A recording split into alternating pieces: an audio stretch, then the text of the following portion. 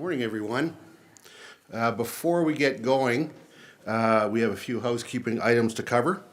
In the event of an emergency, there are two exits from council chambers, one through the doors at the back of this room, which leads to the main hallway, with exits at the front and back of the building, and one to my right through the door behind the municipal clerk's desk. Our muster point is out front in the plaza. This room is also equipped with two panic buttons. Washrooms are out the back door at the end of the hallway and to your left. This meeting will be live streamed and recorded for public viewing. Anyone making a presentation or approaching the council dais or administration table will appear on camera. Lastly, we ask that you please turn your cell phones on silent. And before we actually get going with the formal part of the meeting, I am going to ask for everyone's patience. We're trying to get the screens working.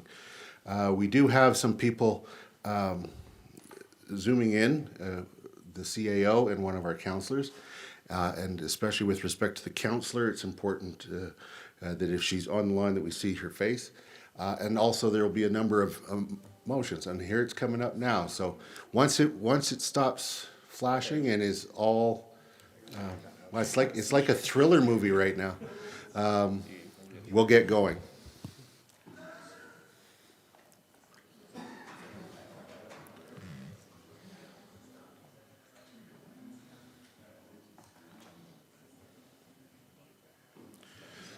You know, when I was a kid and the TV did this, either my brother or I had to go hold the antenna.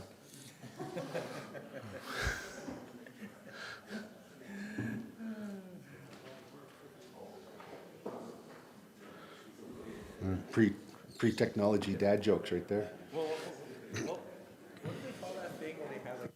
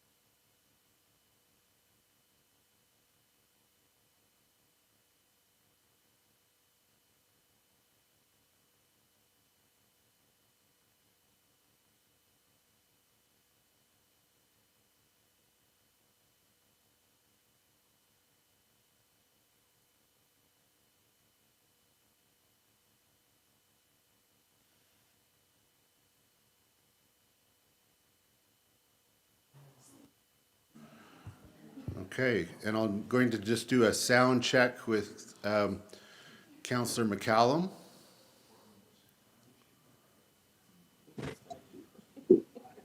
I can hear you. The screen is crazy, though. I don't know if you're seeing what I'm seeing. Oh, yeah. Oh, yeah. Okay, perfect. I think a seizure is coming. Okay, well, hearing me and hearing you is half the battle. Yeah, okay, and we see Sally, and I know she can hear because she was laughing at that, as she should. We're just experiencing some technical difficulties with the screen, and we are going to wait before I call the meeting to order, just to give it a chance to get fixed.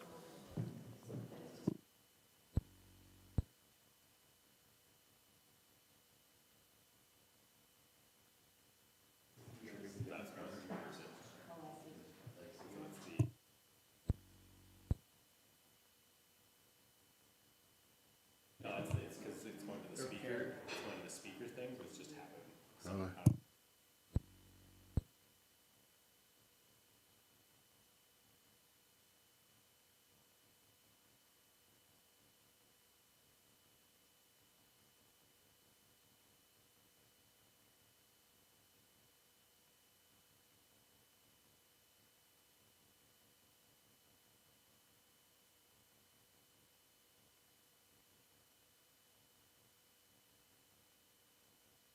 Okay. Okay, so for everyone's on the streaming, and for Dr. Cottle and Councillor McCallum, we're going to be rebooting the system I'm told that you don't need to do anything other than just be patient, and we'll hopefully get this resolved.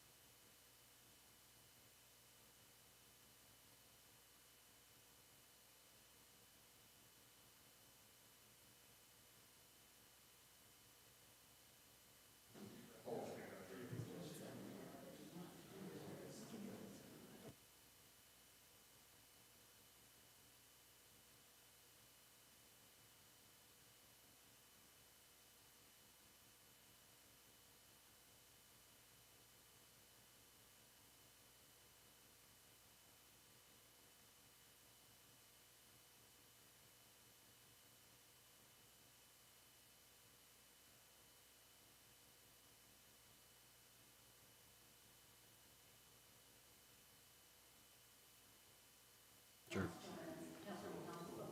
Okay. All right. Thank you to Brent and Ms. Hyde there for working to resolve the problem. I just want to make sure that Dr. Cottle and Councillor McCallum are still there. Okay, there's Sally, and there's Councillor McCallum. So I understand that the Zoomers will not be visible on the live stream, and so when I do call the vote, if it's split, of course, I'll be announcing the votes, and if I say carried unanimously, then that means that Councillor McCallum voted in favor, or if she joined everyone in voting opposed. All right, so with that, I will now call to order the special meeting of council for Tuesday, May 27th, 2025. To start with, in the spirit of truth and reconciliation, I acknowledge that we are gathered here in the heart of Treaty 7 territory of southern Alberta. This land is home to the Blackfoot Confederacy, consisting of the Siksika, Kainai, and Pekanai First Nations, also the Tsuut'ina First Nation, and our most adjacent Indigenous neighbors, the Stoney Nakoda, comprised of the Bearspaw, Goodstoney, and Chiniki First Nations. Further, we are located within the Rocky View Métis District within the Battle River Territory. The town of Canmore is committed to working to live in right relations and to advance truth and reconciliation as we acknowledge the many Indigenous peoples whose footsteps have marked these lands for generations. Elders who are still with us today and those who have gone before us. As we are all treaty people, we each have ongoing responsibilities to protect and honor all life. Turning now to the agenda, there will be one item that's added, and that will be a closed session K1, and that will be a legal advice with respect to the JR, the judicial review appeal that has been filed. So with that addition, I move that the agenda for May 27th, 2025 special meeting of council be approved as amended. All those in favor? In favor. Okay. Carried unanimously. Yeah. Carried unanimously and with vigor. Turning now to the minutes. We have two sets of minutes for approval. One is the minutes of April 22nd. Any errors or omissions? Seeing none, I move approval of the minutes for April 22nd, 2025 special meeting of council as circulated. All those in favor? Carried unanimously. And now the May 6th minutes. Any errors or omissions? Seeing none, I move approval of the minutes of May 6th, 2025 regular meeting of council as circulated. All those in favor? In favor. Carried unanimously. That was a very good impression of Grover, I think. I was trying to be really quiet because clearly I'm loud. No, very good. No, it's more about the volume that was at the time than you. All right, so now let's get to the business of the meeting. First item up today is G1, which is bylaw approval for Connect Downtown Planning a Vibrant Town Center. Okay, so we had, there's been a robust process that's gone on for almost a couple of years. And that culminated in a document being presented to us for consideration, which is the first time the council sees the document in its entirety and final recommended form. After that, we had a wonderful public hearing lots of great feedback from many people and lots of written feedback as well. We did not go to second and third reading at the last meeting because of that feedback. We had to consider it. Of course, we all have our own opinions having read the document as well.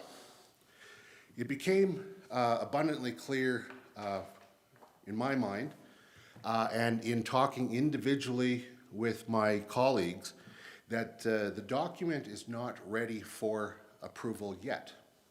There is a lot of great stuff in the ARP, but there's also some changes that need to be made. Now, with that being the case, the normal way forward, or there's multiple ways forward. One, council could decide that the changes are too numerous and they defeat the ARP. That then would essentially back us up a few steps. There'd likely be some sort of a workshop with council to understand where our concerns are. A new document would be drafted. It would be brought forward for first reading. There'd be another public hearing, and then second and third, and so on. That's one path. Another path is that council could table second reading, and council could bring a number of amendments. My understanding is that there are a large number of amendments that would be brought forward. And my concern is that if you bring a lot of amendments forward individually, when they're collectively put together, the document may not work very well, because each amendment may not have been written with another amendment in mind, not knowing if that other amendment was going to be coming forward.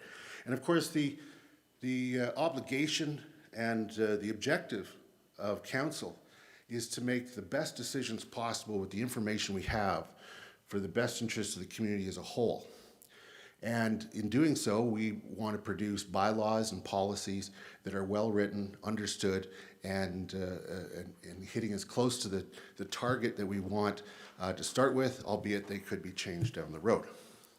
So with all of that said, what I've decided to do is bring forth a motion to postpone, but in doing so, providing direction to administration for revisions to be made to the document that would come back for consideration at second reading. So council would get this new document, accept or reject the amendments that come forward, and then if there's any other tweaks, they could be made at that time at second reading. So before getting to the actual motion that I'm going to be putting forward, I would like to open it up to council to ask any questions of administration that you might have before we start debating the motion and amending motions.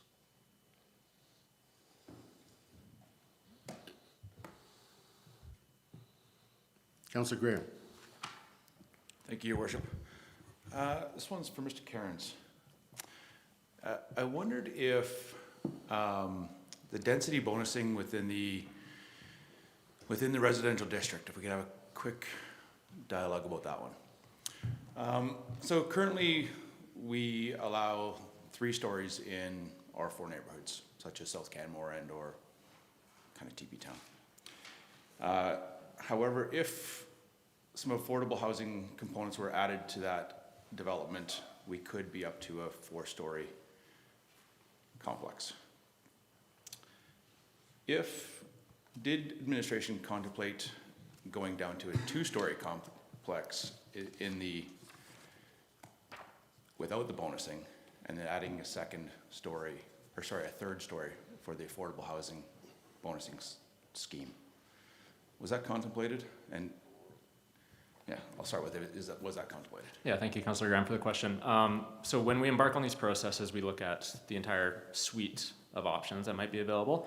Everything starting from a lower density form to kind of our base case scenario, which would be in some of downtown single family homes and in other area multiplexes, and then working our way up there. And we test for various things like the financial viability of development, our objectives around affordable housing, the population densities we need to support some of the investments and improvements in the area, and then starting to layer in some of those constraints as well, like building heights and potential impacts on solar exposure and on views. And so when we did that incremental approach, where we had landed as a very appropriate form is one that we already see downtown, as you had mentioned, which is that sort of R4 form. And the reasoning for that is the height is essentially the same, the scale is essentially the same as single family homes. So it's a form that can fit in compatibly with those neighborhoods without having the negative impacts that could be associated with higher density developments, while still meeting council's objectives around more attainable, more affordable housing and more diverse housing choices. So that 3-story form was deemed as the most suitable or optimal endpoint to be at for what we would permit prior to any density bonusing for affordable housing. What implications would lowering it to 2-story and adding an affordable housing story essentially to it? What implications would that have to the?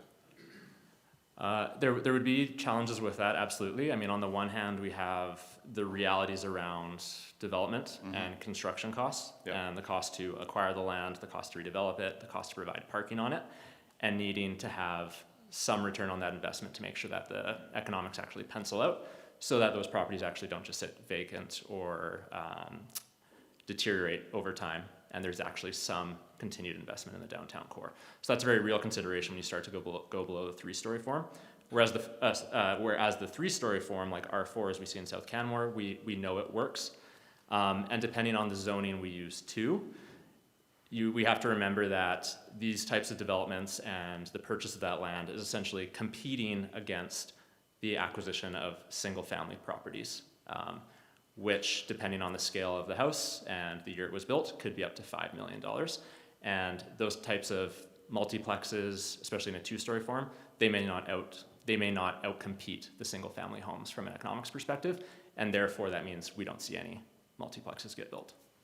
So there is a little bit of a balancing act there of we want to allow more attainable housing and more housing choice in a way that fits in with the neighborhood, but in a way that still is actually viable for someone to build and construct. Right. Okay. Thank you, sir. I appreciate that. Thank you. Any other questions before we get into the motion that I'm going to put on the table? All right, seeing none.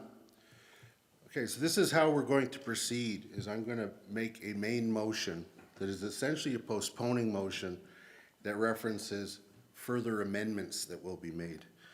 Then I'm going to be amending that motion with a series of amending motions that will determine with the main motion what the bullet points are.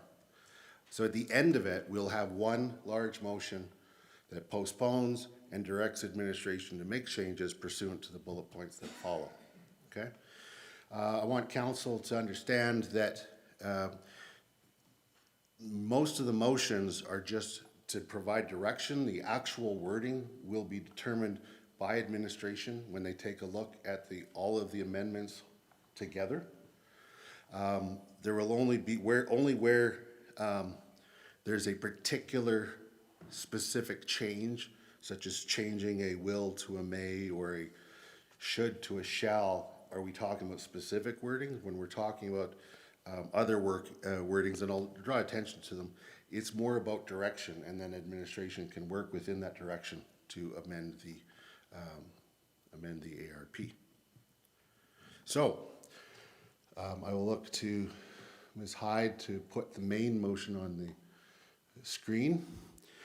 I move that council postpone second and third readings of the Town Centre Area Redevelopment Plan, the ARP, Bylaw 2025-05, and revised Land Use Bylaw Amendment 2025-13 changes to variance powers to July 8th, 2025, regular meeting of council, and direct administration to revise Bylaw 2025-05 for consideration at second reading to incorporate the following amendments.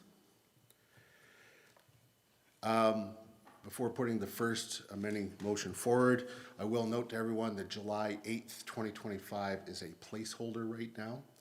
At the end of this process, and we determine the amount of bullet points that are involved, we'll be taking a break. I will be liaising with administration as to what they feel is the appropriate timing, and whether it comes back in July or August or the first meeting in September. We'll determine that at that time. So let's move to the first amending motion then. And that is inserting at the end of the motion a bullet point, insert a section at an appropriate location indicating that the ARP is drafted with awareness that some properties within the ARP are subject to a restrictive covenant that restrict development, and to provide a map in the ARP showing the area to which the restrictive covenant applies. So this is basically acknowledging in the ARP our awareness of that particular tool register on property for a neighborhood and to specifically set out the area to which it applies. I think it's important in these processes that if we are aware of such things, that we note them so that it's understood what was in the minds of the decision makers when they ultimately approve a document. With that, I would open it up to debate. Anyone wishing to speak to this motion? Seeing none, I'll call the question. Slow on the draw, but just in time. Thank you, Your Worship. I'll be voting in support of your motion. I think it's important to recognize those sorts of documents from the past and people's understanding of them, and make sure that this document clearly outlines that we are aware of them. Yep. Thank you. Thank you. Anyone else wishing to speak to the motion? Seeing none, I'll call the question. All those in favor? Carried unanimously. I believe Councillor. In favor, sorry.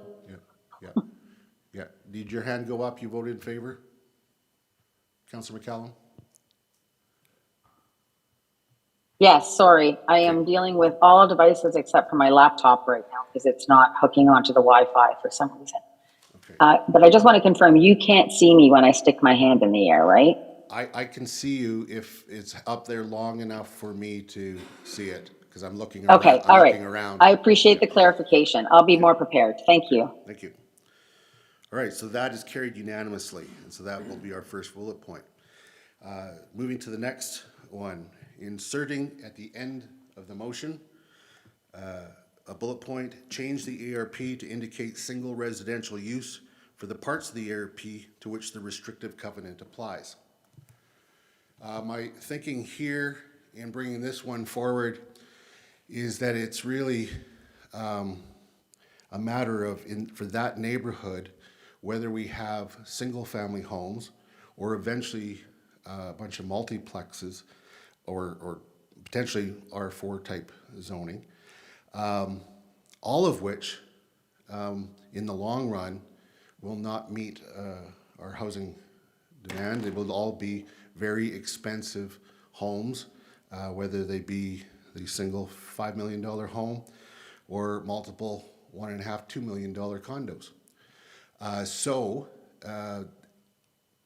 while some units achieved through density bonusing are desirable, in weighing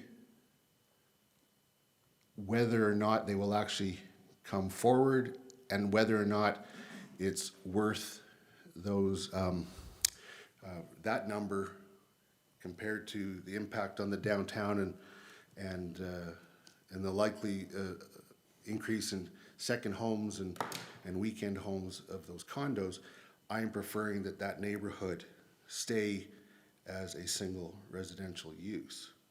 Would anybody like to speak to this motion?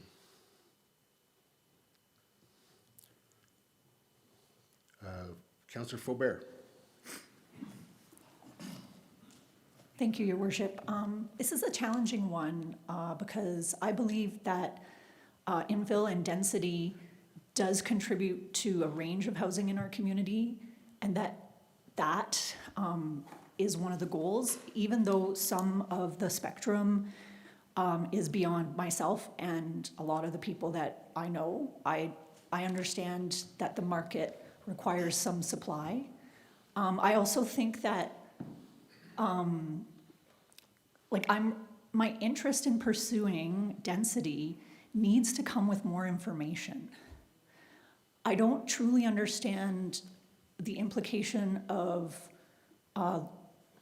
infill density in the areas where I'm interested in it when it comes to things like our infrastructure, like our water and our wastewater servicing and the size of the pipes in the road. And so I believe there's a future conversation and a future process around going from in neighborhoods that are predominantly single detached dwelling or R1 and increasing what's allowed to create a variety of housing. To me, that's a different conversation than this. And then also through this process, the restrictive covenant was brought to our attention. And I think that that the motion, the last motion and this motion, really recognizes that. And so I'm going to support the motion, even though I do have an interest in the future for increased densities. I think that the type of conversation that we need to have as a community around that is different than the downtown ARP. So thank you for this motion.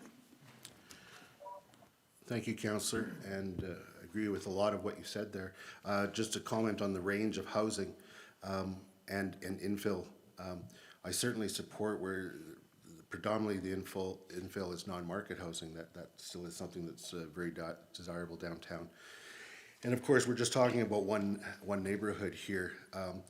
80% of the developable land in Canmore is in the Three Sisters area, and it is chock-a-block full of R4 and ranges of housing that will come online. So I appreciate, and I also appreciate the interest that you've expressed in that conversation in the future. I'm going to go to Councillor McCallum and then Councillor Hillstead. Thank you, Your Worship. So I guess I have a question. Is the intent of this motion to basically to continue to solidify the existence of single detached dwellings in the plan? Is that what that are under restrictive covenant? Is that the intention of the motion? Thanks for the question. The intent of the motion is to, in fact, recognize that there is a neighborhood that does have a restrictive covenant on it that protects single-family homes. But more than that, it really spoke to me when at the public hearing, at least one person spoke very eloquently about the incentivization of the owner of a property to then build some condos that they can make a ton of dough off of. And while that will bring more units, it won't necessarily bring people and vibrancy because they may be dark windows. And it won't be affordable to the average person and not hitting, providing something that will meet the needs of those who are suffering from our housing crisis. So really it is just making a choice to leave as is because the alternative to me didn't express anything better. Okay, thank you. And then am I to understand, though, that if we approve this motion, that any of those homes that are currently under restrictive covenant, then we would not be entertaining their ability to redevelop, and therefore not be able to take advantage of the density bonusing, which would provide us with affordable housing? There wouldn't be the zoning to change. They could redevelop their home. The density bonusing only kicks in really if you want to build more and higher, and therefore you have a majority of the units still being, the vast majority of the units still being unattainable by those that would need them. And so, okay, thank you. I appreciate that. So I did appreciate Mr. Sparks' commentary at council at the public hearing, that density, and I would correct him, a density doesn't always equate affordability. It can sometimes, but just not necessarily in the way we're thinking. You know, as we operate as a community, if the pipes are closer together, there is an affordability piece in terms of building new housing stock. In the end, redeveloping using housing, that there's an affordability piece. And I actually don't like that word affordability, as you know, because I think it means many different things to many different people. But a reduction in operating, a reduction in greenhouse gases, a more efficient build. And so if I think a $4 million, $1 million house is potentially not affordable, a $4 million house is even more. And so if I can get away with perhaps not supporting continuing these large builds in our downtown. I think I'm really actually in favor of that.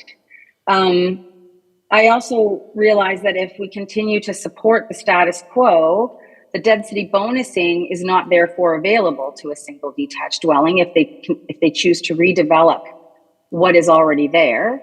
And when what is redeveloping what is already there in terms of built form, it's going to look similar, if not the same, to an R4 dwelling. So I actually don't think I can support this motion. And I understand that these are, there's restrictive covenants and it's going to, it will be time at the end of the day that allows homeowners to consider whether they want that restrictive covenant to continue moving forward, as well as their neighbors. But I don't think I actually want to reinforce through policy the continuation of more, because what we're seeing, what is being redeveloped, it's not like with like, it's 3 times as like what is being redeveloped. So I appreciate you bringing the motion forward, but I will not be able to support it. Great, thank you. Councillor Hillstead. I will support your motion at this time. I think, yes, we could try to densify. We might get some bonusing, but we also might just get a bunch of R4s that don't have any bonusing, and then we're not getting an affordability there, or getting non-market housing, I should say. So at this time, I will support this. It's a certain amount of homes in the downtown area. So at this time, I will support. Thank you. Councillor Ma. Thank you, Your Worship. With respect to this motion, I definitely hear Councillor McCallum's thoughts towards the density piece. However, because this is the restrictive covenant part, I will support your motion because I do feel the covenant has to be respected. But with regards to the density piece, I will be motivated at other parts to speak towards that. But for this particular one, I will support because of the covenants. Thank you. Councillor Graham. I just wanted a question of clarity. So we're just talking about Mount Peachy Place, correct? Like you keeping using the word neighborhood, but I understand. It's actually beyond that. Yeah. I mean, not massive, but the Mount Peachy is one of the sections of the neighborhood. We don't have a map in there. No, we don't. Because that's part of this motion is to put in a map. Okay, thank you. Yep, thank you. Anyone else wishing to speak to this amending motion? Seeing none, call the question. All those in favor? Those opposed? So the motion is carried with Councillor McCallum opposed.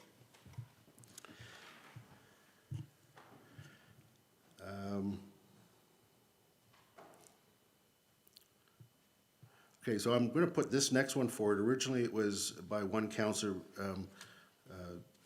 that was sort of led it, but that councillor's indicated maybe they're not still of this mind, but I thought it was interesting conversation to still have. So the next amending motion is inserting at the end of the motion a bullet point, remove all references to R4 zoning from the ARP, except for town-owned land that if developed for housing will likely predominantly be non-market housing. So I believe the intent here is to basically just be silent as to the R4 except in the certain areas where it's likely to produce a high volume of non-market housing and therefore achieving density with that type of housing. I'm interested to hearing what council has to say about this. I'm still deciding myself. Would anybody like to speak to the motion? Councillor Graham. Thank you, Your Worship. Yeah, this is one that I do struggle with on which way to lean on this one, to be honest with you. You know, I live in South Canmore. I've witnessed what R4 has done there to date. We have many single-family homes that have been torn down to be built into fourplexes. A lot of those fourplexes are kind of in that $1.5 to $2.5 million range. A good portion of them remain vacant a large amount of the time. And I've watched that community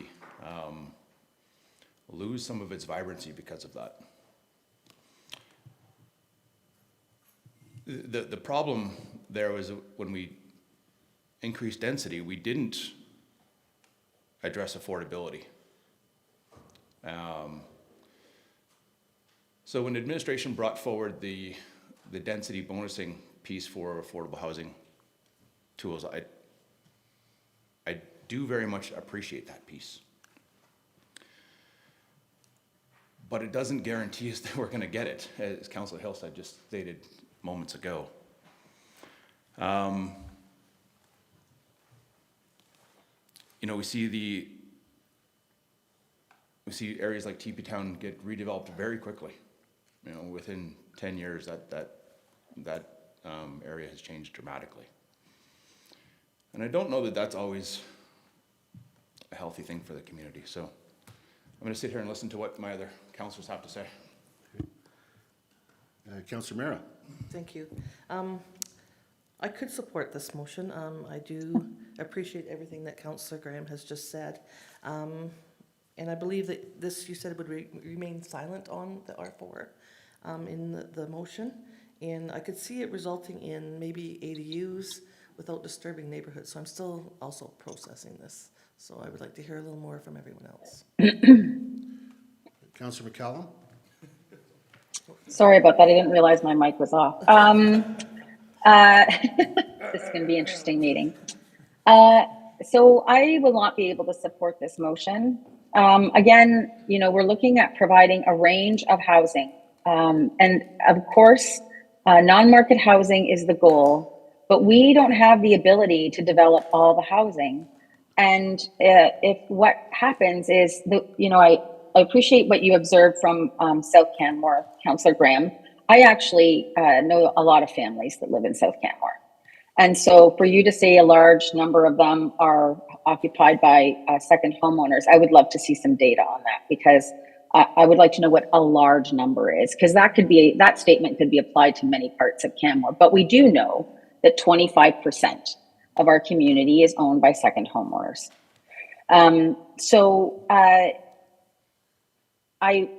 I think that what you are observing in TP Town is twofold. You're observing in TP Town redevelopment that occurred quite quickly because it was being held back by bad policy.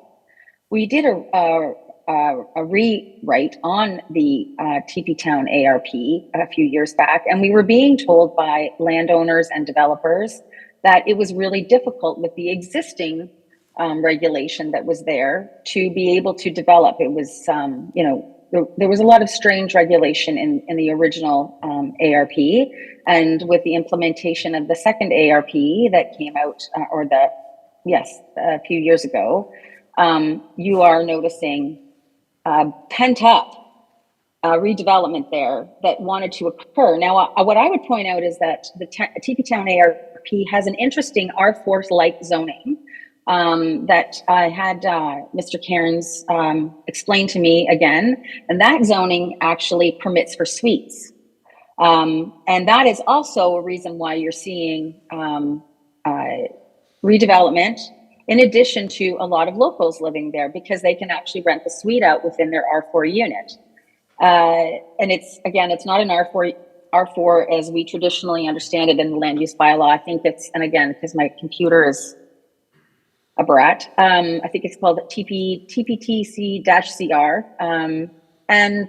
Also though, with the R4 development that is occurring, or that is proposed for downtown, there are quite a few changes or differences between traditional zoning that allows for a bit more flexibility in terms of how those properties are redeveloped, that you could also potentially get up to 6 units. I think that the issue with the slat housing, as I like to call it, or the fourplexes, particularly in TP Town, or sorry, in South Canmore, is the fact that they are all the same. It's like a quarter of a lot. There's no comprehension to the redevelopment.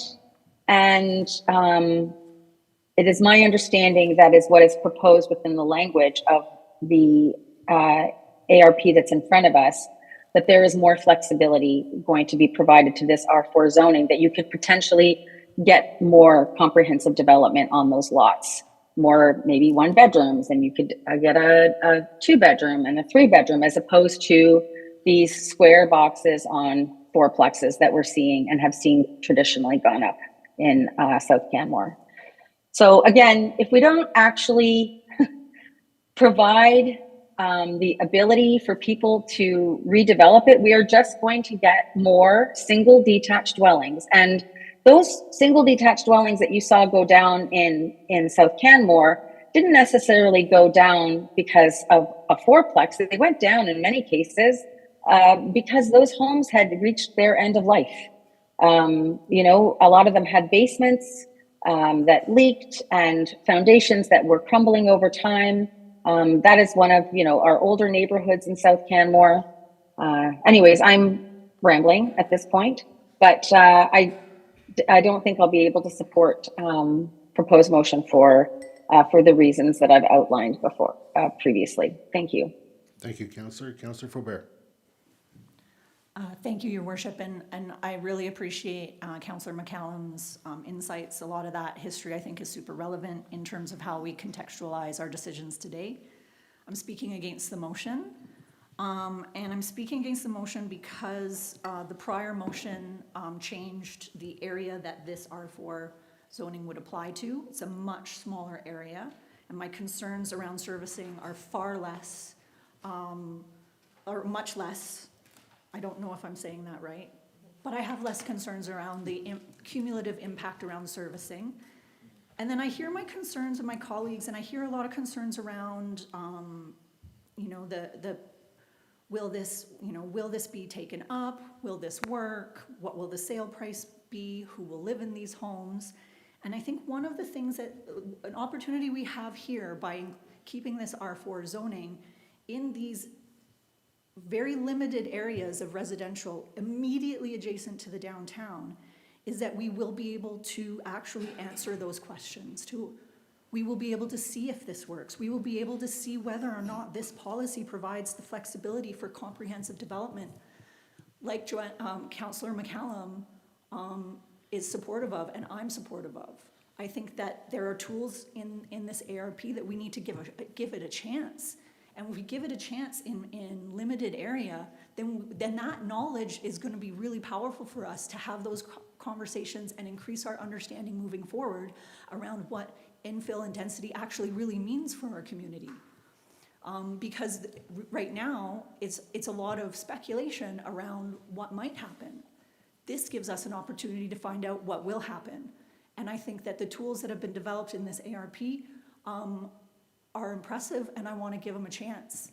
And so I will not support this motion. Thank you for letting me be passionate there. Thank you, Councillor. Councillor Mah. Thank you, Your Worship. As I referenced in the prior motion, I wanted to respect the restricted covenants. And similar to what Councillor Faubert is saying, that takes a certain number of properties away from the potential of R4. With respect to this motion here, I won't be able to support this. With regards to removing the references to R4. I do feel we are in the downtown core, and there is a possibility of densification that I do feel is kind of part of where we are moving forward as we address housing. And in terms also of the housing piece, yes, my sincere hope would be that there's someone living in each of those homes full time. But if that is not the situation, then we can work for a livability tax, and we can monetize some of those homes through that piece, and then we take those funds and put them towards affordable projects to help with CCH. I can also see that as, if we were not to do that, that would be a lost opportunity as well. So, thank you. Thank you, Councillor. Anyone else wishing to speak? Okay, I will call the question. All those in favor? And those opposed? The motion is defeated with Councillor Mara in favor. And I do appreciate that we had that conversation. I think I'm glad that I continued to put it forward, even though the person who had originally brought it up with me wanted to go a different direction, which is fair. Okay, so moving to the next one. We're now turning to pedestrianization of Main Street. So inserting at the end of the motion, change all references in the ARP to full-year pedestrianization of Main Street from mandatory to optional, i.e. using language such as potential year-round pedestrianization and replacing will with may, while proceeding with a permanent seasonally pedestrianized Main Street from spring to fall. Speaking to this motion, I will support this motion. I very much believe that the seasonal pedestrianization of Main Street has been embraced and is serving us well. I'm not totally opposed to, at some point in the future, exploring full-year pedestrianization or some form of hybrid or something, but I'm not convinced of it yet, and not to the point to say that it will happen. So I very much support the permanent establishment of the seasonal pedestrianization and would seek for the ARP to dial back the full-year pedestrianization to being that, an option only. Councillor Mera. Thank you. I see myself supporting this motion. I know I've talked to and heard, we did hear a lot of people that did support the seasonal closure, but not a permanent closure. And I don't think, when it comes to the permanent closure, I don't think we're there yet. So I might be able to support the may, because I think there's a lot of potential, but I see it's further down the road, and that's what this plan is a 20-plus year plan. So I don't see us rushing into that now. I know that Mr. Carnes spoke to that infrastructure would have to be done in 2040, 41. 2035 to Yeah, 2040. somewhere there, somewhere or in that when range. it fails. So I could see myself supporting this, but not full-time closure as of yet. I don't think we're there yet. Yeah, thank you, Councillor. Councillor Hillstad. Thank you. I will support this motion for many of the reasons that have already been stated, but when speaking with people there, yes, there's always going to be people that don't like the closure or any closure, but there are also a lot of people that really like having the year or the part year closure and really enjoy, and they feel that it does bring vibrancy to the downtown.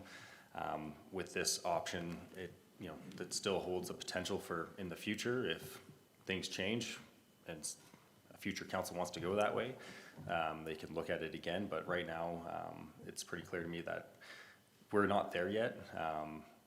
I haven't had many, if any, people tell me that they support a full year-round pedestrianization of Main Street. So, and again, even when that infrastructure comes up, there are still ways that we can remake Main Street that is still can be car friendly, but still more pedestrian oriented and really, really nice. So this doesn't limit us in having an awesome Main Street and still having it built for a potential future. But right now, I think the seasonal is the way to go. Thank you, Councillor. Councillor Faubert. Thank you, Mayor Crosser. I will support this motion, and I want to speak to a bit of the vision that we have as a community for our downtown. And what through this process has come up for me is that this is a really important space for our community, for our economy, for our culture, for our social fabric, for employment, for access to services.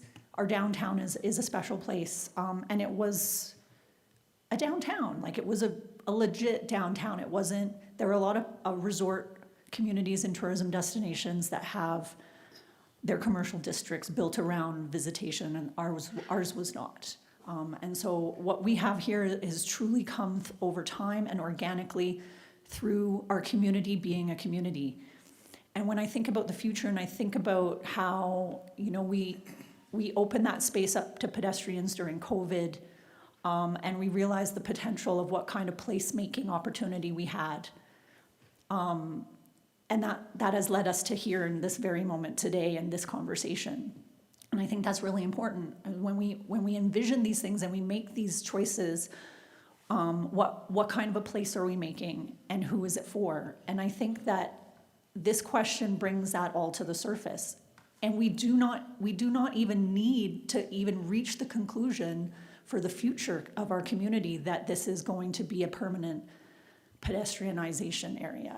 That doesn't even need to happen, because if we move forward and we're successful with creating what I don't like the word pedestrianized Main Street. I prefer a walkable commercial district, because I think that more speaks to what we're trying to achieve. To me, that vision is that this is a space that 12 months of a year, whether we have a closure in place or not, is walkable. Businesses are thriving, our community can access services, and visitors are experiencing a destination that is authentic, and everybody thrives. And so I think getting there means we don't presuppose the outcome. And so I will support this, because I think that even the fact that we need to rip out these streets and put in new infrastructure, and what we put in on top, that's what this vision is speaking to on this plan. And there's a lot of, by making it a walkable commercial district or a pedestrian Main Street in a seasonal manner, we are very much celebrating our community and creating an experience. And so that to me, we build on that. And so I will support this motion. Thank you. Thank you, Councillor. Councillor Ma. Thank you, Your Worship. I can support this motion. I feel what happens is the pedestrianization piece, before it happened, people had trouble grasping the vision of it. And then we had a pretty crazy world event. It came in, and it actually became something that people could resonate with. I feel as we work with our current seasonal pedestrianization zone, I think that's something that is cherished by so many people, and we definitely need to lock that in. But as we move down, perhaps, to the potential of a year-round, I think there's going to be that time where you have to build confidence in what we're doing, see if we have the capacity to pull off the year-round, and there could very well be that happening. So I think this is a good thing. I was curious from your side, is it worthwhile having language that clarifies that when we redo the streets, which is coming up in the 2030s, as Mr. Karen said, that we ensure that whatever we do for redoing the infrastructure, that it will not preclude the potential of a year-round pedestrianization? I don't think that we need particular language. This keeps it as an option.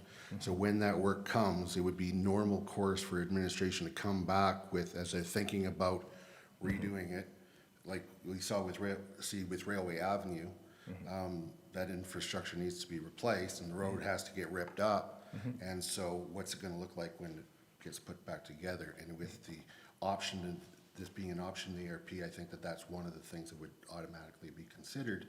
But it would have to come back to council at that time with a plan that is supportable. Okay. And Okay.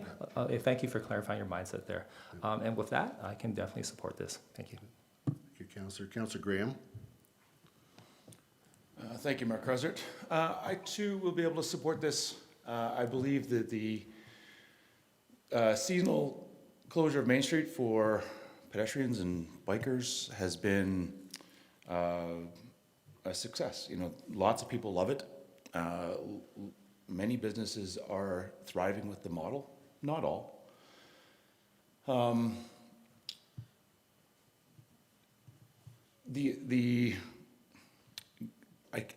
too have a hard time wrapping my brain around what a full-time, permanent year-round one looks like at this point in time.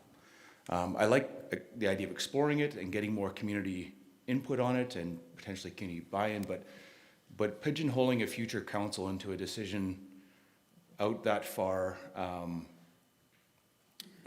doesn't seem prudent in my mind.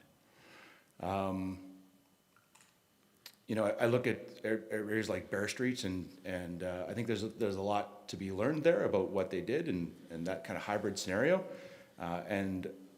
You know, I like the walkability and the interchange between vehicles and pedestrians there. You know, that accessibility is really profound to me, to see people be able to get around those areas in wheelchairs, et cetera. So yeah, I guess long story short is I like having the predictability of the seasonality right now, and the option to explore future pedestrianization options when that time comes and what that council sees fit to do then. Thank you, Councillor. Councillor McCallum, did I miss your hand? Yeah, go ahead. Thank you, Your Worship, and I really appreciate the words of my colleagues. Thank you all. I too will be able to support this motion. You know, I actually know what, and so does Councillor Faubert, what downtown Main Street looks like closed in the winter. Councillor Faubert and I have raced dogs down Main Street in the winter, and I remember at that time so many people commenting about how, oh, it was great, and you know, just being able to take over. That was sort of the first experiment with shutting down Main Street. And at that time, you know, there was a large expense to importing the snow, and it was for World Cup, and it sort of had visitors turning their back on businesses and being more focused on the activity itself, which was not the intent. You know, I really believe that any time that we can hand over streets like Main Street over to people and not to cars, we should embrace that. And it works in the summertime. It definitely works. And now we just really need to embrace the permanence of that installation in downtown during fair weather months. And I believe that, you know, over the next 10 years, when the 5-year capital plan comes out and the Council of the Future starts talking about doing the roadwork infrastructure that's required to be replaced, underground, etc., that will be a perfect time to have those conversations of a closure. And whether it's more event focused or whether it's just summer, well, not summer, but fair weather or nothing. So I agree with all of you, and I'm happy to support this motion. Thank you, Councillor. Councillor Merrill? Or did you have? Mine's been answered, thank you. Okay. I was just wondering who will decide in the future, which was answered. So Okay. thank Great. you. All right, then, I will call the question. All those in favor? Carried unanimously. Next one. Inserting at the end of the motion, bullet point. Remove some of the changes to Riverside Park so that the ARP will simply reflect an expanded area of what Riverside Park currently offers today, plus some minor enhancements. I.e. removing space for small-scale commercial uses or structures, example, cafes and food trucks, seasonal facilities such as skate or sports equipment rentals, and small ice skating trails, fire pits, and croaker curl sheets in the winter. Speaking in favor of this motion, I was really taken by one of the residents who actually lives in the area, but very appreciative, as I think many of us are, of what Riverside Park represents. I really love the idea in the ARP of expanding Riverside Park. I think that's a keeper. And I think that things like adding some, you know, at some point, a washroom facility and that sort of thing would be very beneficial. But I think adding all those other elements, the bells and whistles, would change the nature of the park in a way that I don't think is favorable, at least not from my perspective. Turning to council, Councillor Mera.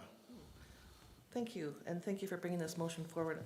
I too was also impacted by one of the residents that actually lives adjacent to this, to the park. So I'm happy to support this.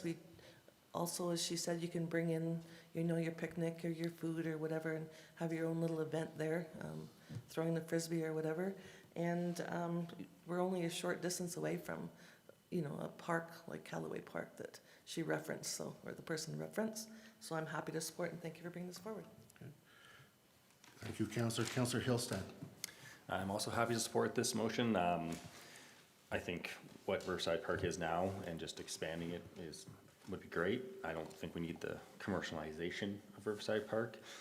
Main Street's a short distance away. You can hop on over there and get what you need and then come on back. So I don't see any need to add the commercial side to it. I think what it is great and should keep it that way. Thank you. Councillor Ma. Thank you, Your Worship. I can definitely support this one. This is one of those interesting situations in a public hearing where you could have perhaps even just one individual come forward in a really thoughtful, sincere, measured way. And from that quality of that viewpoint brought forth really kind of got my mind thinking about some of these pieces there. And it's similar to many people have already spoken. I do feel maintaining a naturalization of that park region as opposed to going the other way towards a more commercial experience is super valuable. And so I think this is a great way to go. I'll support. And I think the other piece too is there's also another park that's being proposed in the ARP, which didn't really get a lot of visibility, but I think that's also going to be another fun spot coming up as well. So thank you. Thank you, Councillor. Councillor Faubert. Thank you, Mayor Krauser. I will be speaking in favor of this motion. One thing that I really appreciate about the way that the downtown ARP envisions expanding what we think of the downtown is through expanding sort of that commercial district down the street and then creating some momentum and some space so people can access this amazing park that we have as Riverside Park. And also expanding Riverside Park. And I think that that's really important because Riverside Park is a public space. And so by removing language that speaks around small-scale commercial uses or structures, what we're preserving is that public space. And we're saying that in terms of placemaking, this is a natural area for outdoor public use. Some of the other types of examples used in the language in the ARP, who knows what the future will be in terms of how our community uses this park. And I think that those types of uses are entirely appropriate and can be considered in the future. But we don't need language for that in the ARP at all. And so by making this change, we're clearly setting out and we're, I think, really supporting the idea of expanding the commercial district on Main Street one more block down and attaching that space in that area into the Riverside Park, expanding Riverside Park and making really enjoyable public natural space for people. That, to me, speaks to a really great vision for this document, so I can support this change. Thank you, Councillor. Councillor Graham. Thank you, Mayor Crosett.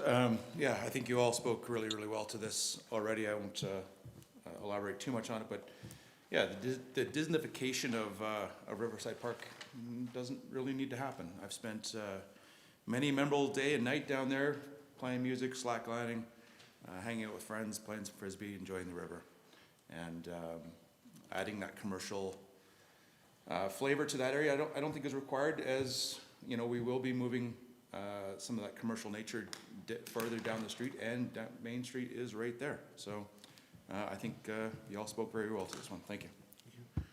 Councillor McCallum, yes, go ahead. Thank you, Your Worship. It's been incredible to see the transformation of Riverside Park over the last 5 years since COVID hit. With the increase in temperatures that we've experienced over the last 5 to 7 years, you're seeing people enter the river that would have only gone ankle high in the past.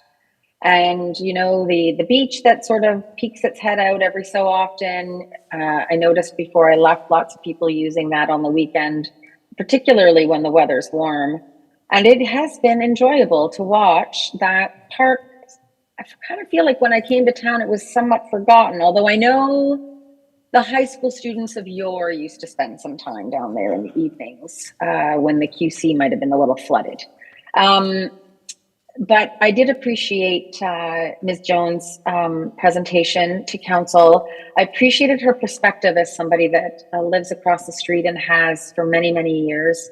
And I agree that the transition district will be able to provide some of these commercial askings that are presented within the plan. I think that it's a great place for young people to spend time, families to go have picnics, etc. And leaving it in its natural state is definitely a vision that I would like to endorse. So I'll be supporting this motion. Thank you. Thank you, Councillor. I'll call the question then. All those in favor? Carried unanimously. We'll do one more before taking a break. This will get us about halfway through the motions I have, and then it will be opened up to councillors to bring any others. So this one is inserting at the end of the motion a bullet point, change Eckloff Park from municipal reserve to a classification that results in permanent protection of the green space. And Councillor Mera, I'll give you the opportunity to speak to that one first, since you're the one that brought it up with me. Okay, thank you. This is in response to a lot of feedback we did hear from the community and also personal experience. We heard that during this process of how the green space is known as the Eckloff Place is a green space that is treasured. As the town changes and popularity grows of our town and visitation increases, I feel we need to preserve any little small green space that may not be large enough to impact housing, in my opinion. There are many uses that the green space now allows. There are local seniors that stop there on their way down to downtown that cannot make the full trek, just one full motion. They stop there and have a little break and take in the view and have actually conversations with tourists and local community members. People also use that as a green space to have picnics and enjoy their food that they've brought from downtown. Tourists and residents throw the football around there. It just is a nice green space that I think when we densify or not densify around the area, it's nice to guarantee that we have a green space that people can use, and it's guaranteed in there. It's a good guarantee that we've listened to the community, it's a public space, and that we're preserving a little bit of, it's not a natural park, but a green space to be enjoyed by everybody. And that's my reason. Thank you, Councillor. I'll speak in favor of this motion. It actually quite surprised me when it originally came up during the engagement process that there was, and it was just introducing thoughts that it could be developed.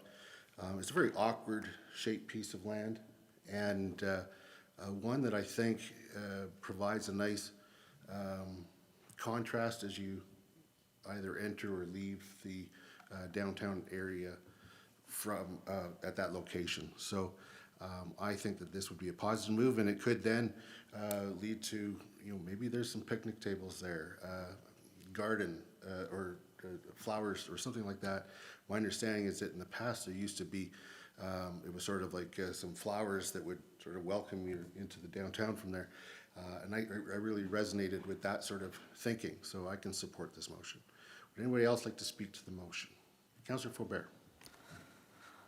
Yes, thank you, Your Worship. I'm in favor of this motion. And I think Councillor Mera spoke really eloquently and really helped me in terms of the sense of if there is a vision in the future where there is increased densities, then pockets of green like this, which really is an urban park, are even more important. But I want to also say I'm really grateful that this idea came up through the process, because I think that we really need to talk about all ideas. And I know that some people felt very strongly about it, and I'm really grateful for that. I'm grateful that we were able to have this discussion and we were able to look at that space and say, what is this space? What does it mean to people? What potential does it have to the future? And that helps us make decisions. So I'm really happy to support this motion. Thank you. Councillor Ma. Thank you, Your Worship. Thank you for speaking towards this, Councillor Mara. On my end, I don't think I'll be able to support this motion. I think I'd be happy to leave it as a municipal reserve. It can continue to operate as it is now, and perhaps for a future council or for a different world at a different time, that land might be required in a different way. Or if there's a different council wants to drive it further into like a true park situation, let's get some pickleball in there, let's get some stuff. But for now, I'm happy to be as a MR. Thank you. Thank you. Councillor McCallum. Thank you, Your Worship. Yeah, I don't think I'll be able to support this motion either. I think that we've learned over the years that like permanently protecting space that that we want to see in perpetuity is really something that's best reserved for our wild spaces. That being said, and please take both statements.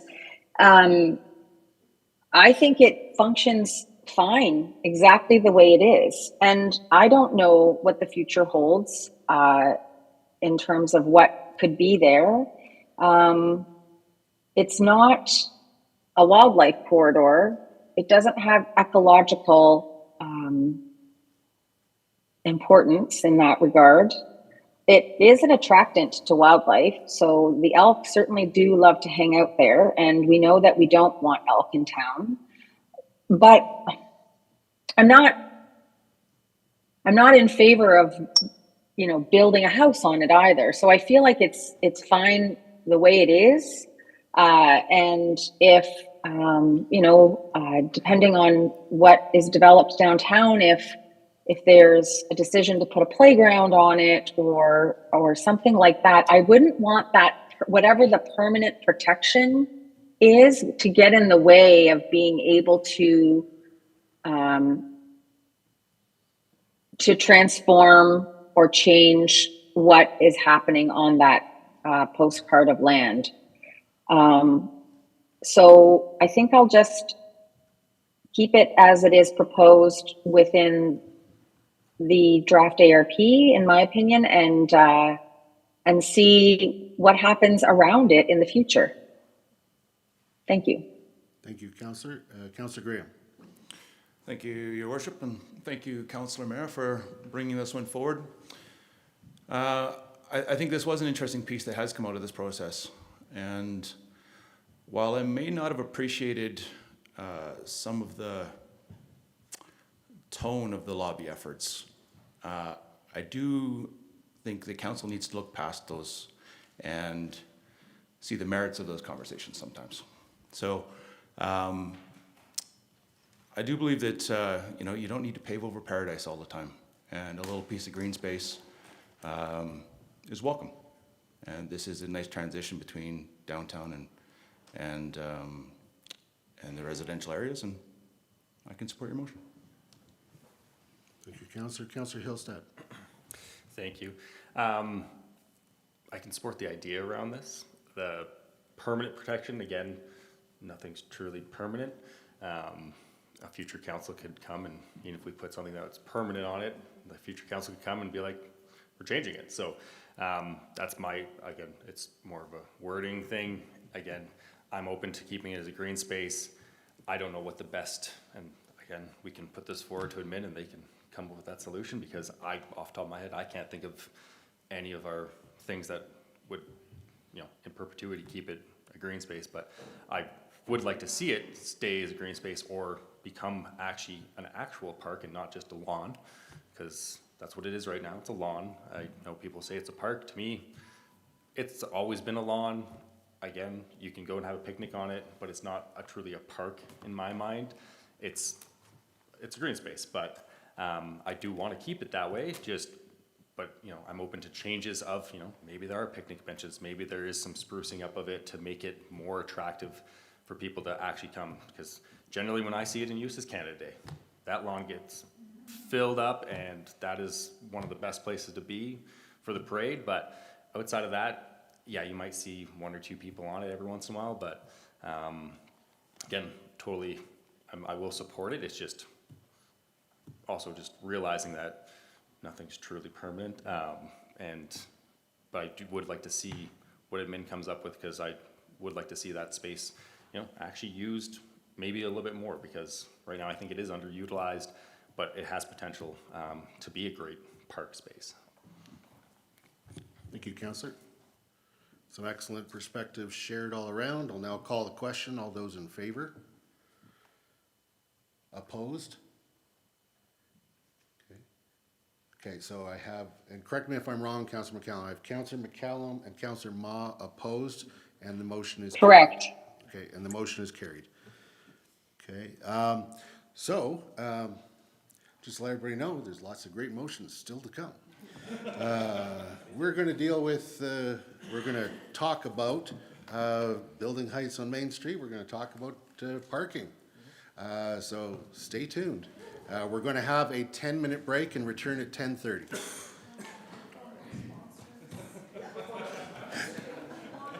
It's brought to you by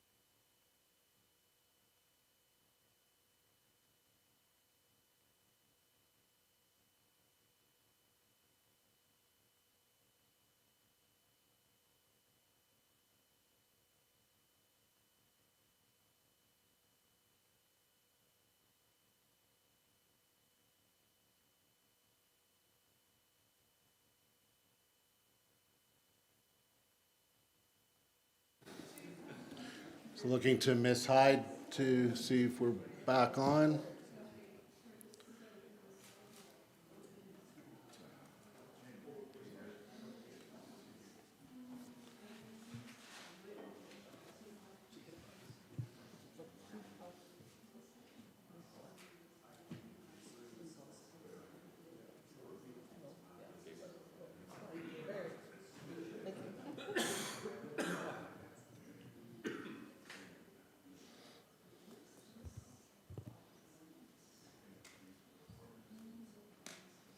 Is Councillor McCallum back?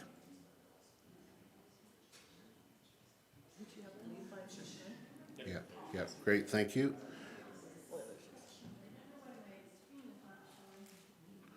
Okay, we're just waiting for the technology to catch up.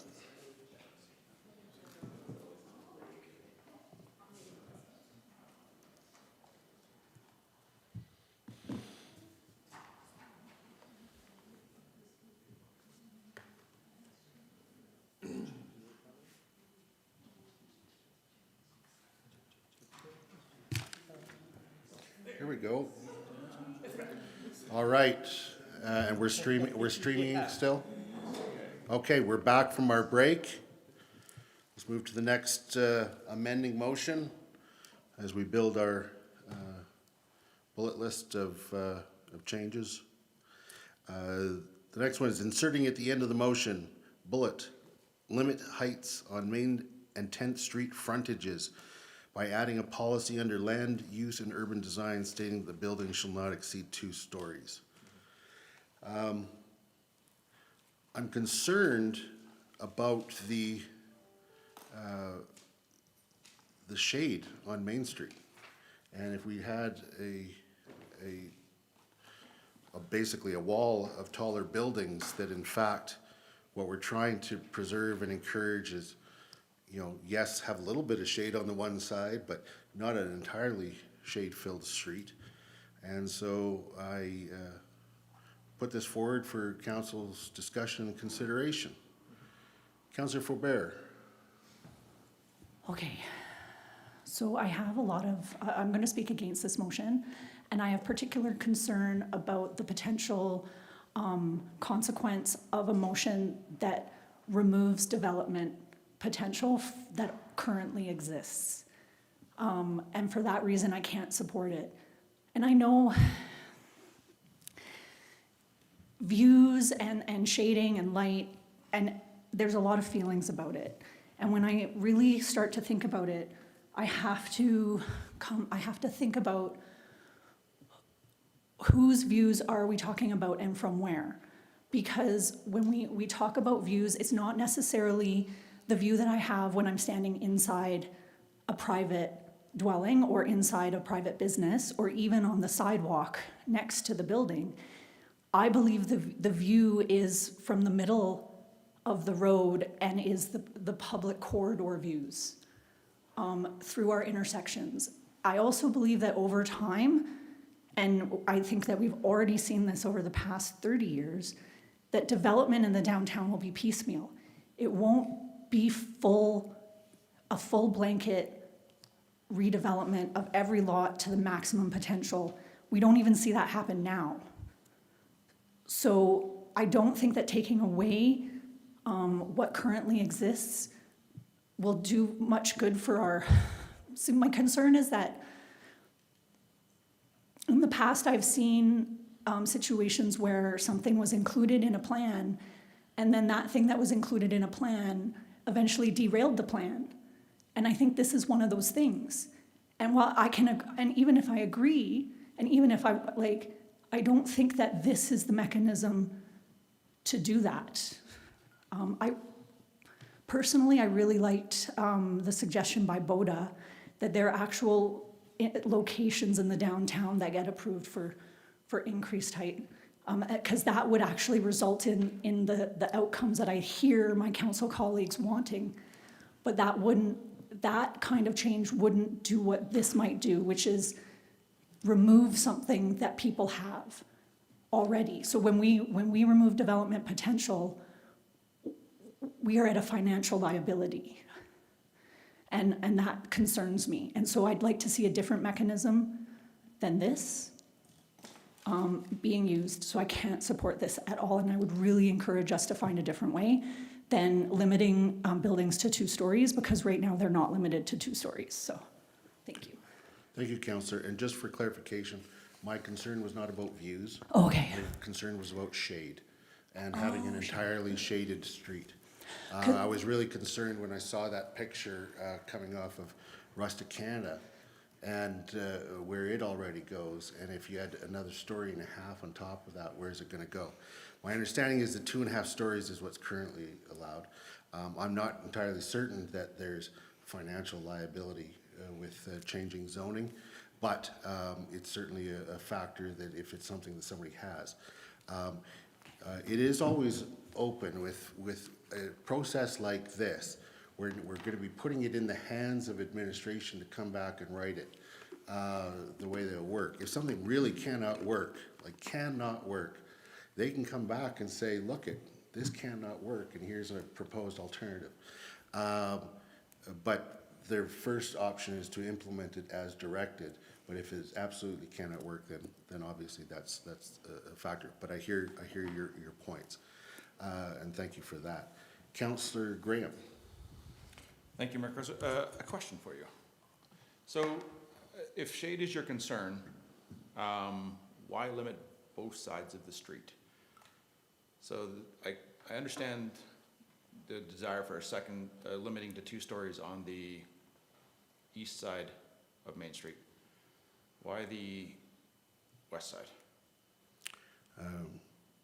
Mostly congruency is what I was thinking. My understanding is that it's currently stepped back from the street. You can do three stories on the lane. Only 2.5 right now on the street frontage, and that it's on both sides that way.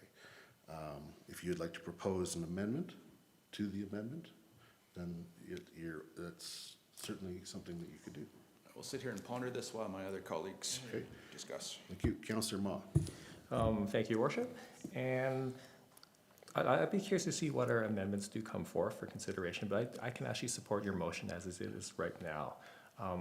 I feel your conversation about shade is an interesting piece, and I think it's an important one to contemplate. I also feel, like a sub-benefit of that is the views. And I also feel that because this is our main street, it's not just any street, it's Main Street, one of the biggest draws to that street, not only for our local residents, but also our visitors, which is part of our economy, is the accessibility to the various views. And so I also feel that by maintaining this proposed height limit that you're talking about, it also it helps us in our efforts to maintain our pedestrianization, and also if we're to look to furthering our pedestrianization zone to a year-long or not, maintaining that sort of sense of views and place in the mountains on that main street is really valuable. Thank you. Councillor Mera. Thank you. I'm just listening to what everyone has to say here. I just would like a little clarification on your motion. Are you looking at 2 stories plus variances, or just 2 stories? My understanding is that the density bonusing does not apply to the corridor Yep. that involves Main Street. So Okay. it would be a limit. Yeah, just clarification. Thank you. Councillor McCallum.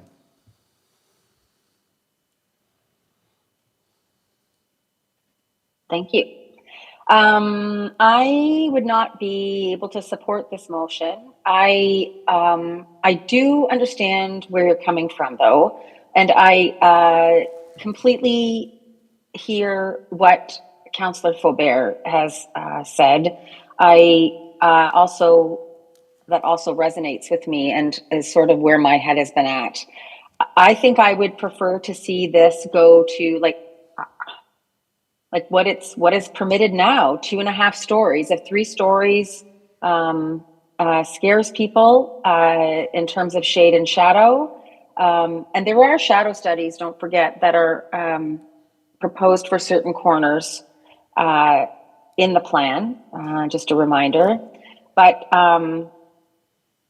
I think that staying with status quo of 2.5 stories continues to allow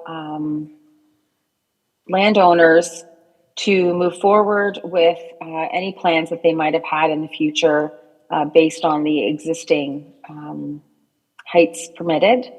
I think that if there was a mechanism to ensure that it was 2.5 stories without variances, I would be in support of that as well. So my question is, Your Worship, should I make a motion on your motion to 2.5 stories now, or should I wait until later in the process? I'd go ahead and make it now.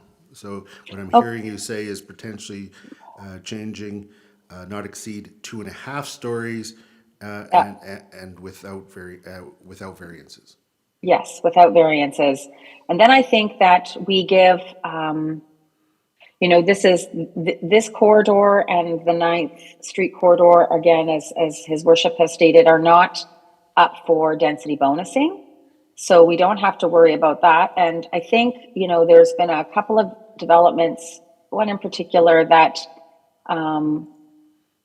has scared the pants off of a few people. And I understand and I agree. And so this amendment will ensure we know what the heights are going to be and what we'll be able to develop in the future without removing any development potential that a landowner has at this moment. Great, thank you very much, Councillor McCallum. So we have an amending motion to the amending motion.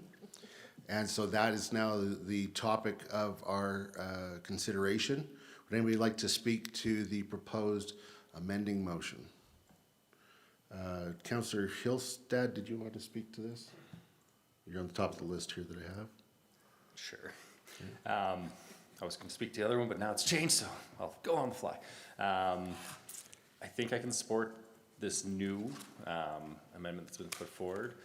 I do have a question though, just to confirm that is what is like, is it currently 2.5 stories with variances? And so this would still be somewhat changing it to just without variance part? I just want to get some clarification on what the exact current zoning is, because my other thought would just be. So I'll actually ask admin to speak to that question as to this amendment versus what is currently status quo or is what's currently in. Yeah, thank you, Mayor Crosser. Thank you, Mr. Chair. There's a little bit of nuance here, and it's helpful to understand what council's intent is behind the motion. So the land use map is a simplification where we're generally itemizing the distribution of building heights in the area. There's policy behind that articulates building heights, eave-line heights, which really dictate the form of development and the ultimate number of stories.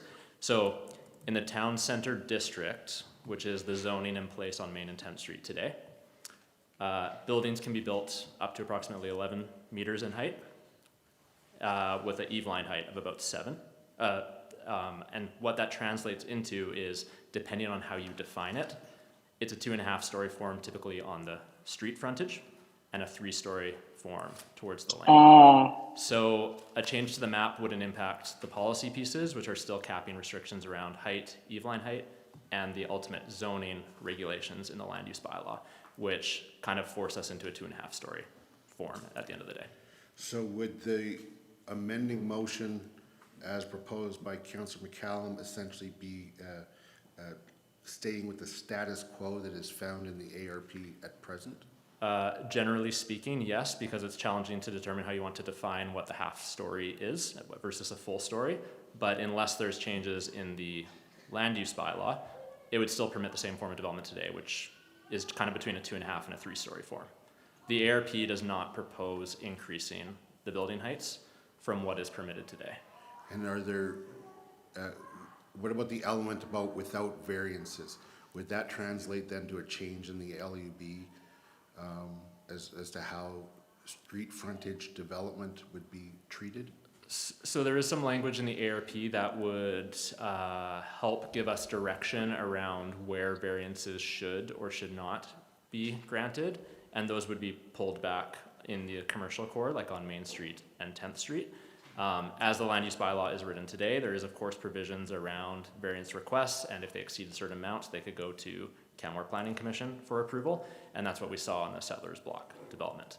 But the ARP is Right. looking to maintain the same firm height limits that exist today, and that requires some stepping back on the upper story, the third floor. So all of that tells me then that this essentially captures the status quo, but the without variances is something that can trigger some changes to the LUB and how that would be treated. So there is a benefit to having this amendment. It isn't actually for naught. Correct. I think what would be helpful is the motion being worded in a way that gets to the intent of what you're trying to achieve, and then given the complications between the zoning, the ARP, and how it's touched on in many different areas, that would at least allow administration to figure out how that could May I speak, Your Worship?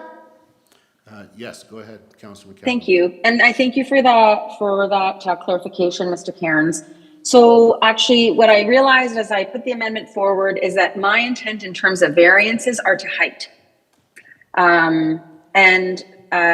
What Mr. Cairns is saying about 2.5 stories on the street with the alley being 3 completely tracks with where my head was at. I'd forgotten that there was that slight shift in terms of what's on the back and what's on the front, and the stepping back, which of course affects massing, etc.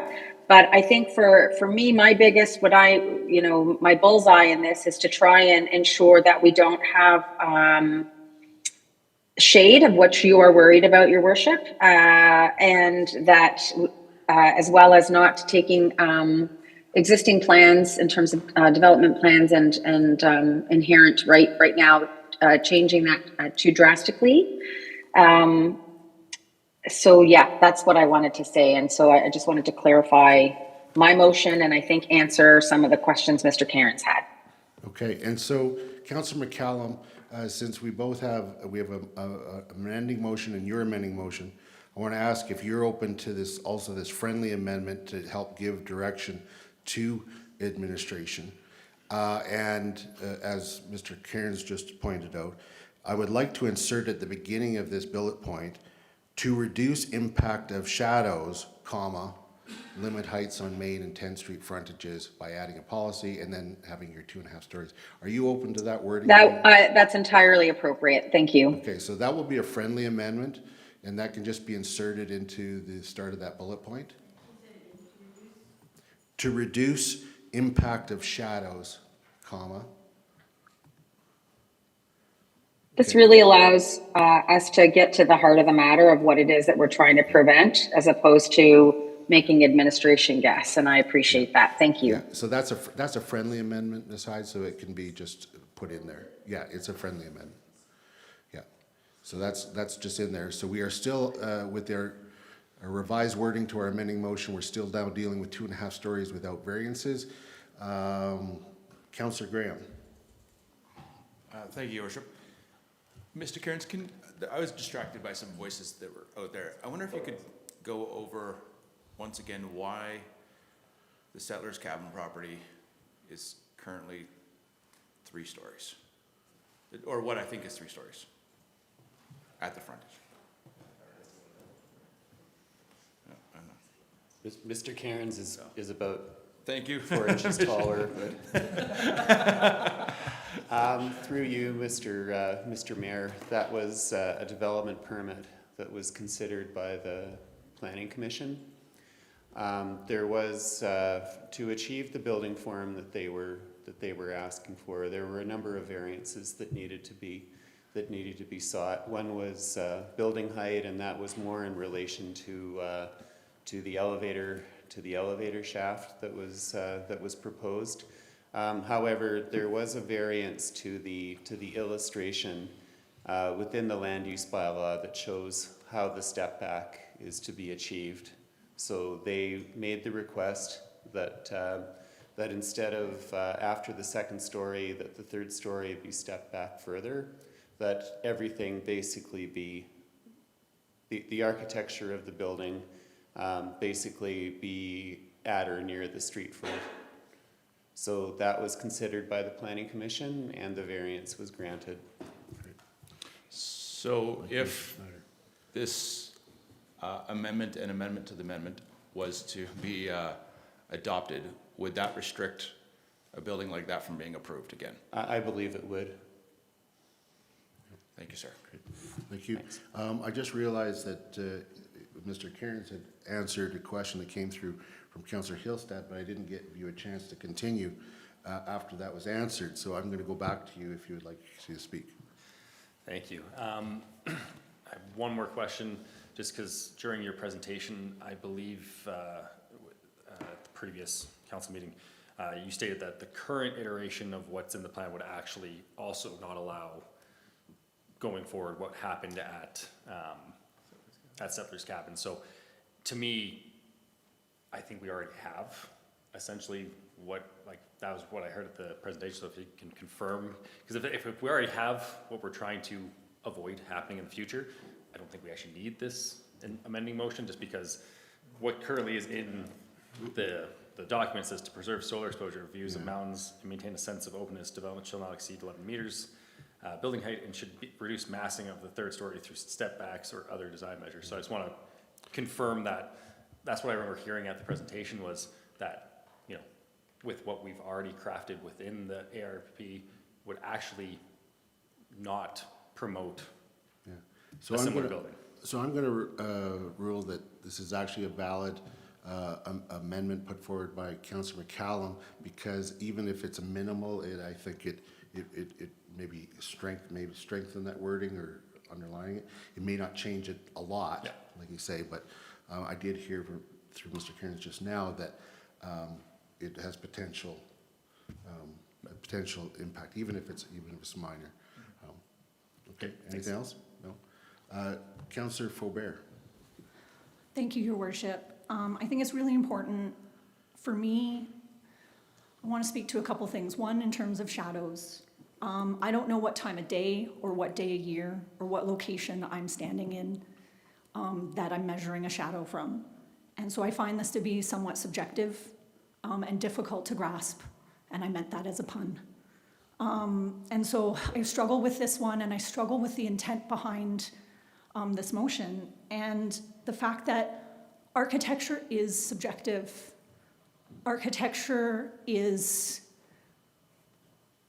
something that people design, and I don't always necessarily like it. That doesn't necessarily mean that I need to create mechanisms in our planning documents to prevent something that I dislike from ever happening again. The Settlers Cabin sought to achieve an architectural treatment that paid tribute to the Settlers Cabin, and it sought a variance to section 4.1.3.9, not to the heights, and that was to the step back. And this is a building that isn't even finished yet, and we've passed judgment on it, and we're making a motion about it, so I can't support this. And as a member of the Planning Commission, it's really, I struggle, because there are things like, this is architecture, and we're not always going to like what comes, but that doesn't mean that it didn't follow the rules in the land use bylaw, and it isn't a valid project, and what they're seeking to achieve isn't worthwhile. So thank you, and I apologize for getting a bit too passionate. No, that's fine, Councillor Faubert. I think that nobody's questioning that what is being built has been properly allowed with the rules in place.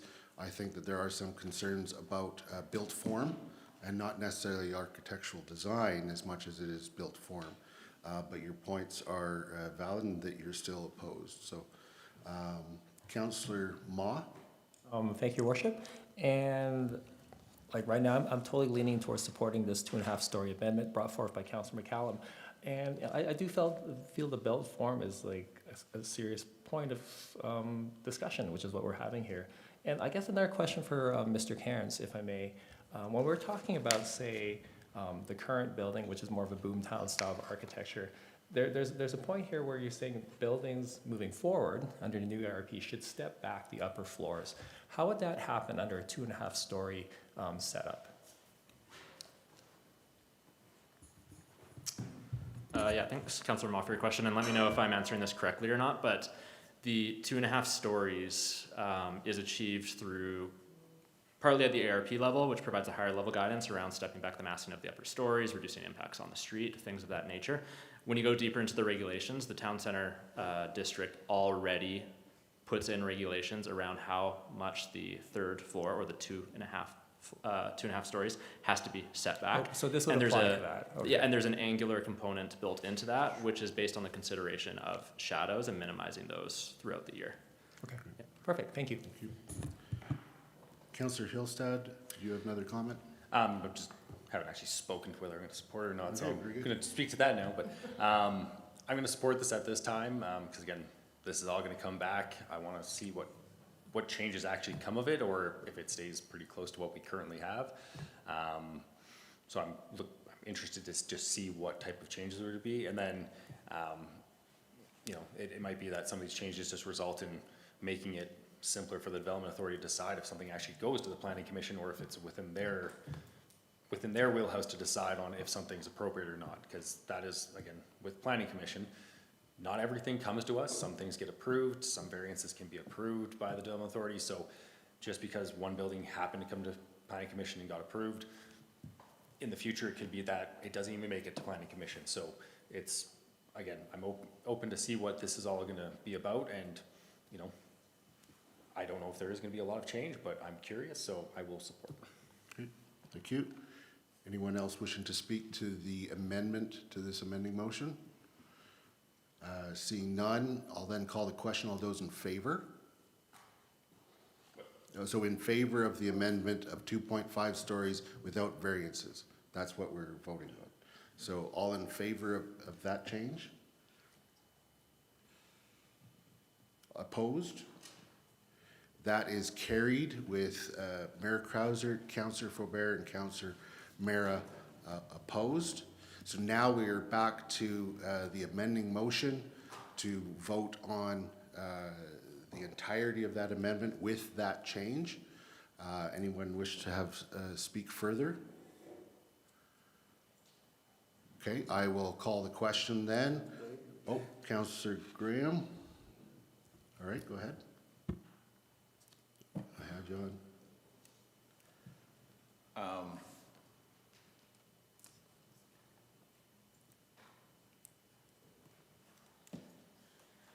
Sorry, I'm contemplating, can we take a 5-minute break? Is that possible? All right. Yeah. All right. Hold on. A sharp return at 11:05. No late. Please, we have Councillor McCallum until 11:35. Yes, right. Yeah, Thank you. okay.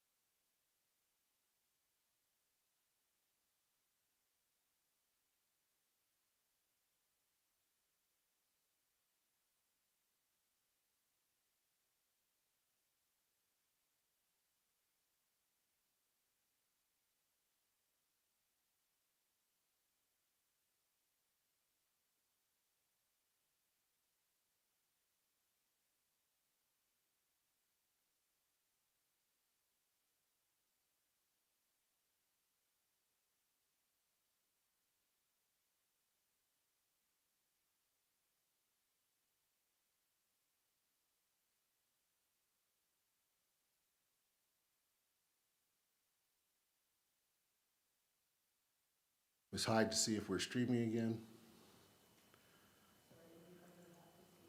Yep.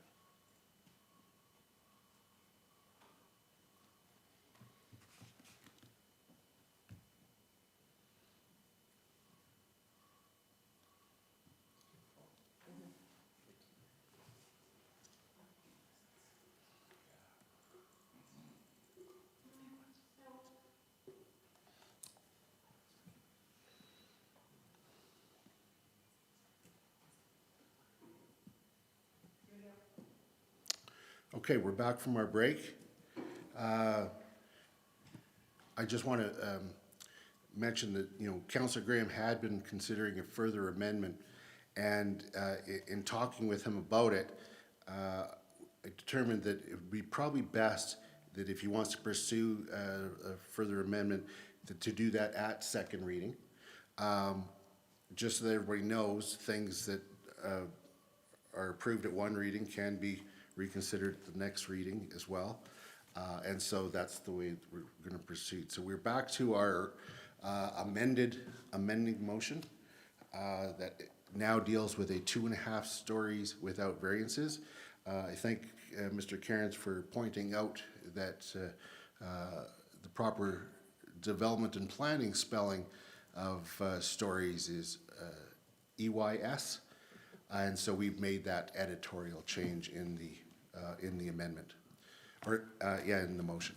So anyone wishing to speak to this amending motion?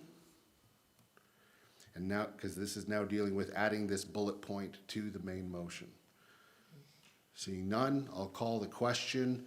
All those in favor? All those opposed? It is carried with Mayor Krauser and Councillor Faubert opposed. All right. New topic. So the next motion, and I do appreciate that fulsome discussion. The next one is inserting at the end of the motion, bullet point, clarify that there will be no net decrease in downtown parking due to development on surface parking lots, as there will be an equivalent increase in parking elsewhere within the central downtown area, i.e. west of Policeman's Creek. So in bringing this motion, which I support, this is confirming that, the plan already speaks to is that before the surface lots are developed, there would be a parking plan.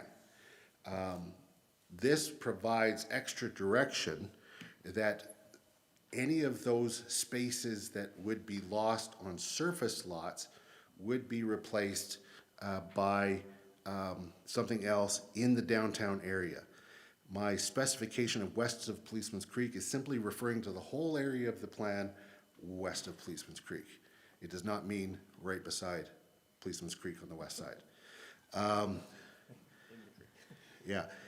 And it doesn't deal with street parking or anything like that. We know that over time, with changes to cutouts and other things with streets, that there's sometimes a space loss there. We're talking about development of the surface lots. I really heard, and I think we all heard, considerable concern about losing the parking in downtown and having all of the parking be relocated out of the downtown area. What I believe should happen is that the amount of parking that we have downtown remain downtown, and if there's excess needed above that, that's when we would consider potentially an outside the downtown area. But we still have that vibrancy and the ability to park right in the downtown center area as we currently do on surface lots. So that's the motion, that's the intent of it, and I look forward to hearing if anybody has anything they'd like to speak to. Councillor Graham. Thank you, Worship. I wonder, should there be a little bit more clarification in here, the word public parking, so downtown public parking? Sure, I'll take that as a friendly amendment. amendment, inserting public in between downtown and parking on the first line. And putting public parking before parking in the second line. And you spoke to the surface parking lots, but you also spoke to on-street parking. So Yeah, and I did so to to clarify that. clarify that this does not deal with street parking. This deals with the surface parking lots. Okay. Do we need to clarify that in the amendment? I think it's, No? it says Surface parking on lots is good surface enough? parking lots. Thank you, sir. Yeah, yeah, thanks. Okay, anyone else wishing to speak to this amendment? Councillor Hillstad. Thank you for bringing this amendment forward. I will support it. I think it's important to keep the parking that we have, and this just makes it clear that we're not losing any parking on the surface lots. And how that all comes to fruition was yet to be seen, but there's many creative ways that you can get parking downtown, and look forward to see what comes of this. Thank you. Councillor Faubert. Thank you, Mayor Krauser. I think that this motion is really important because it really solidifies that there is a core number of public surface parking lots downtown that are part of our success in our economy right now. And we need, when we make plans around those, we need to be doing that like in a coordinated way so that it's replaced before it's removed. And that the parking in the downtown and the transportation in the downtown is truly complex. And there are so many factors and vectors and things that are affecting people's decisions, as well as, how we behave. And so parking is really important in terms of our economy. It's important for people to go to work. It's important for business owners to know that their clients can come and receive the services they offer. It's important for our neighboring communities to come and access our services. It's important for visitors to come and spend money here. And so parking, I think that by clarifying some of the language around parking, we can really give some confidence to our community that we have as much, we place it as at a role of importance just the same as they do. So thank you for this motion. Thank you, Councillor. Councillor Ma. Thank you, Your Worship. Happy to support this motion. Really, I think philosophically, like even prior to this motion coming forth, everyone in council was pretty much leaning towards this idea of no net decrease in the public parking on the surface lots. And so this just kind of clarifies the language. And like the public surface parking lots, the public parking, that is like a revenue generator for the town. And these challenges of funding the various initiatives we have in our community, public parking, paid parking is a key component of that. So why would we reduce it? So happy to support. Thank you. Thank you. Councillor Mera. Thank you, and thank you for bringing this motion forward. And I agree with everything that's already been said here. And that was one of my things, is that there be no net decrease in the downtown area. And because this was brought forward by many people during the public hearing, so I'm happy to support this. Thank you. Thank you. Anyone else wishing to speak? Councillor McCallum. Thank you, Your Worship. Yes, I'll support this motion. I believe that the number of parking stalls that we have on our surface lots should stay as parking as we continue to change downtown. Additionally, I would still like to see the private parking optimized so that people who have private parking for their businesses have the ability and intent in using it for their custom. Thank you. Thank you, Councillor. So I will call the question. All those in favor? Carried unanimously. Okay, the next one is simply a strengthening of a word.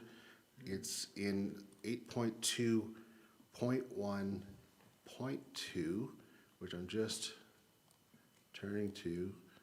For some reason, my computer's frozen here. I believe it's on page 145 of the package, but essentially their wording is all right there. It currently reads, the need to incorporate public parking facilities into future developments on town-owned land should be considered by the town at time of development. And this motion is in that section, 8.2.1.2, change should to shall, so that the section reads, the need to incorporate public parking facilities into future developments on town-owned land shall be considered by the town at the time of development. So this very much works with the clarification that there's no net decrease that we just passed, because it's saying that these things will be looked at the time of development. So I would ask that you support this motion and look forward to hearing any comments that anyone may have. Seeing none, I'll call the question. All those in favor? Carried unanimously. The next one is within the, on page 144 of the agenda package as an example, in 8.2.1.1, the first bullet point, there's a example of where a parking facility could be located, and that's 700 to 800 Railway Avenue. Well, for references like that, I make this motion. Inserting at the end of the motion a bullet, remove reference to any suggested location of a future parking facility, as such will be determined in the future based upon circumstances at that time. So just simply removing that. It doesn't say that there won't be a parking facility, it's just that depending on the location. For example, it may be part of downtown to maintain the current amount of parking. It may be outside of downtown to increase the amount of parking, or otherwise. But that's something to be determined at a future date. And so I wouldn't want to set the path or provide too much direction as to the location within the document right now. So I'd ask you to support this motion. Would anybody like to speak to it? Councillor McCallum. Thank you, Your Worship. I'll be happy to support this. It was already in the document, and so, or sorry, I'm thinking of a different motion. My apologies. I would still be happy to support this. I think that it would be difficult for us to presuppose what kind of parking and where that parking should be until we decide, or what kind of parking facility should be until we decide actually what's going to happen on certain lands. And presupposing that, as you have said, I think just sort of pigeonholes a future council.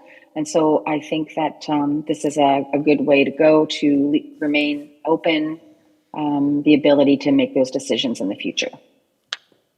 Thank you. Thank you, Councillor. Anyone else wishing to speak to the motion? Councillor Graham? Yeah, I think I just wanted to reiterate Councillor McCallum's comments that this gives us some flexibility in the future. It doesn't lock us into certain places and adds clarity to the community that they can rely on. So appreciate this one. Yep. Anyone else wishing to speak to the motion? Seeing none, I'll call the question. All those in favor? Carried unanimously. The next one, I'll provide the motion, but then I'll pass it to Councillor Faubert because she actually provided this wording. So inserting at the end of the motion, bullet point, clarify on page 3 in the 4th paragraph under interpretation that some amendments to resolve conflicts between documents will need to be approved by council, i.e. those documents which council have previously approved. Councillor Faubert, would you like to speak to this amendment? Thank you, Your Worship. This is really just a clarity thing. The way the paragraph reads, it does speak to the development authority, but when it comes to amending appropriate documents, if we insert council, I think that just adds a little more clarity. Yep. Thank you for considering this. Thank you, and I'll definitely support that. Anyone else wishing to speak to the motion? Seeing none, I'll call the question. All those in favor? Carried unanimously. And the next one, Councillor Faubert will also be able to speak to. It's inserting at the end of the motion on bullet on page 26 in key highlights, change the wording of number 8 to use of town land for parking structures, affordable housing, and community-oriented uses. Councillor Faubert. Thank you, Your Worship. When I look at the key highlights table, this adding language like parking or parking structures just actually adds clarity and aligns with, I think, other language in the plan that states that those are locations where there is parking and could be parking in the future. For me, the key highlights map was just missing parking. even though we know it's there. And so I thought by adding it to that bullet with some language, it could help create more clarity, especially in the community around. I heard a lot of concern that there's no parking in the plan, and I thought this kind of amendment could address that concern specifically. Thank you for considering it. Great, thank you. I also can support that. Would anybody like to speak to this motion? Seeing none, I'll call the question. All those in favor? Carried unanimously. Okay, so I've gone through the motions that, based on my individual conversations, resulted in some motions, but that doesn't mean I caught them all. Now is the opportunity, if any member of council has a further bullet point that they would like to add to the main motion list, they can bring that amending motion now for us to consider. Is there anyone that would like to add anything at this point? Keeping in mind that tweaks and that sort of thing can happen at second reading as well, and third reading.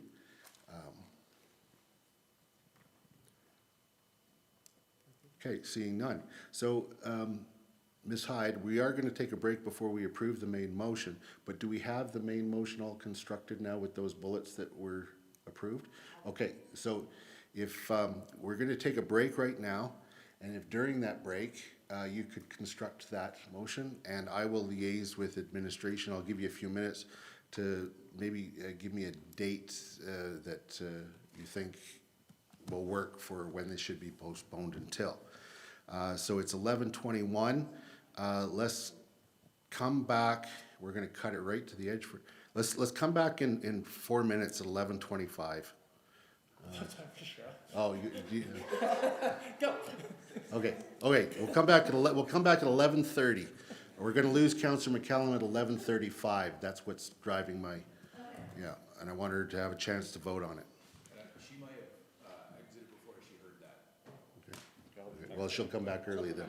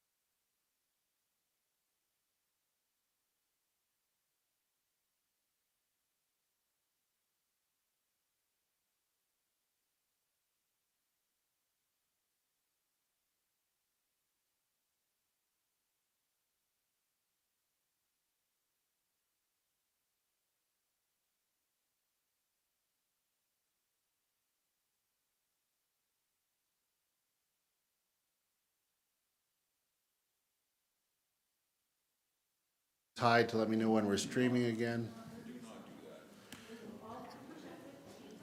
Okay, and is Councillor McCallum here?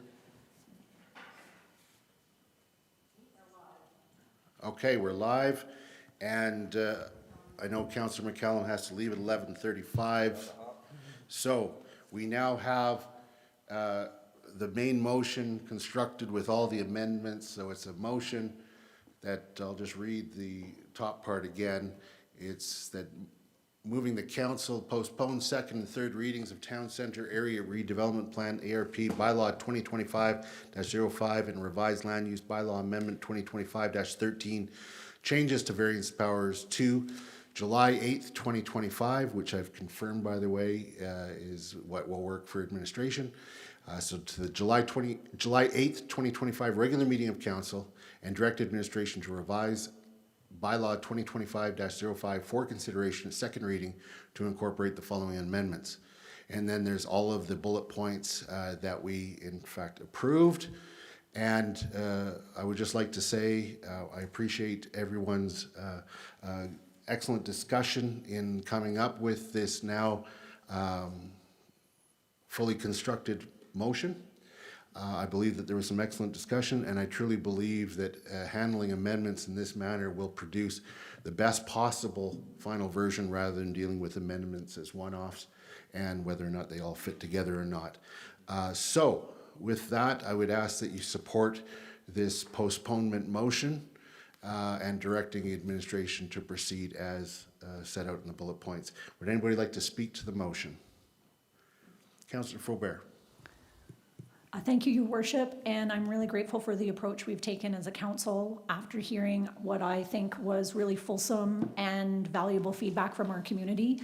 I really look forward to seeing the ARP at second reading, and at that time speaking more fully to my thoughts around it as a comprehensive document once the changes are incorporated. And thank you to my colleagues as well for this robust discussion. And for a series of really thoughtful amendments that sought to address all of the concerns we heard. Thank you, Councillor. Councillor Maw. Thank you, Your Worship. Happy to support. Similar to what Councillor Faubert said, I think there's some great discussions. I think some great things were brought up prior, and this was a really lovely process. I'm also wanted to say thank you for the planning department. We got to start somewhere, and as a baseline document to begin from before we started making amendments, it came pretty darn far. So thank you. Well, and it was a very fulsome project with tons of public engagement. There were people that spoke to that, and can processes always be better? Of course, processes can always be better, but it was a very good process. And it's a very good document, which is why I think going through these extra efforts to adjust it in line with what we've heard is very valuable, rather than defeating it or starting over or anything like that, because there's a lot of great things here. Would anybody else like to speak to this motion? Seeing none, I'll call the question. All those in favor? Carried unanimously, and safe travels, Councillor McCallum. See you soon. Since we just had a break, we're now going to move forward with item G2. This is the Division of Class 1 Property Bylaw Amendments 2025-19.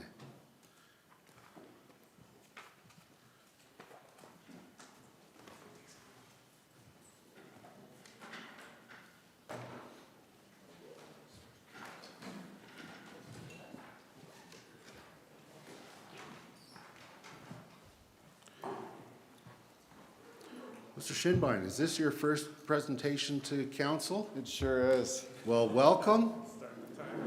Thank you. I like what Mr. Stiver had said before his first presentation. You know, long-time listener, first-time caller. So, whenever you're ready, the microphone is yours. Sounds good.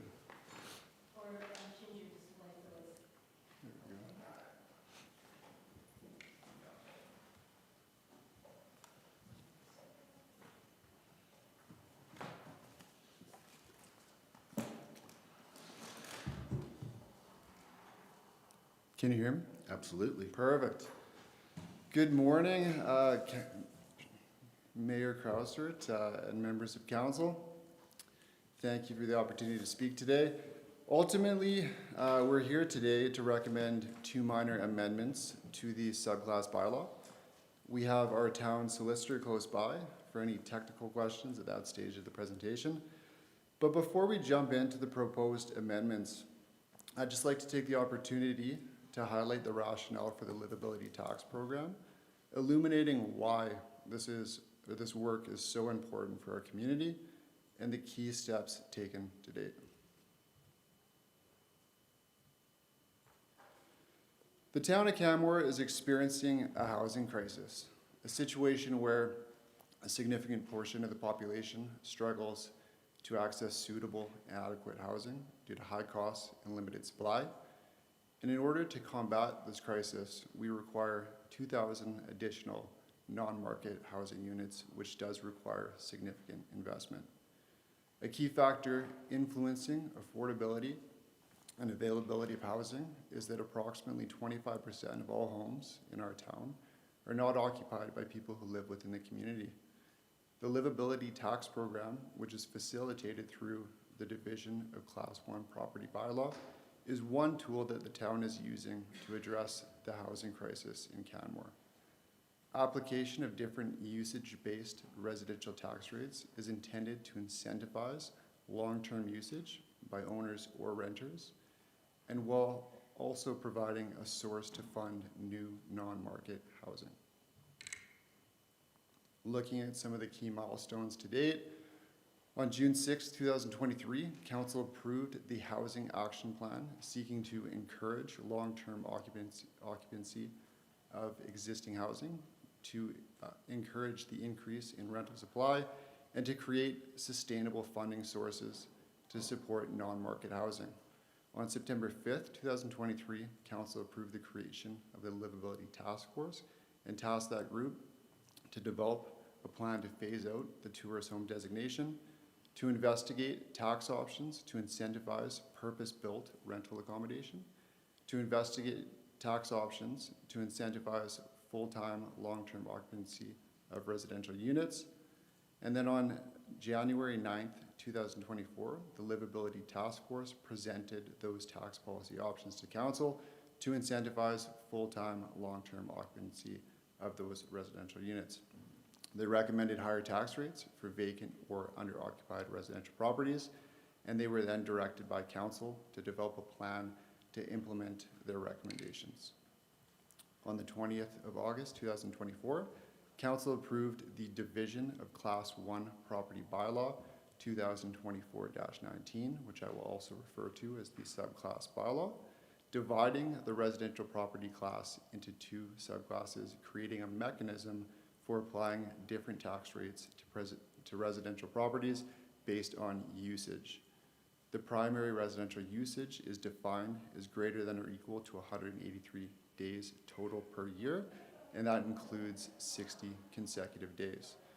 The first primary residence declaration window was open from October 2024 until the end of December 2024. And in November of 2024, there were minor amendments to the subclass bylaw to improve clarity. On January 20th, 2025, the subclass bylaw was challenged in an application. Yeah. Is it all right? Yes, thank you.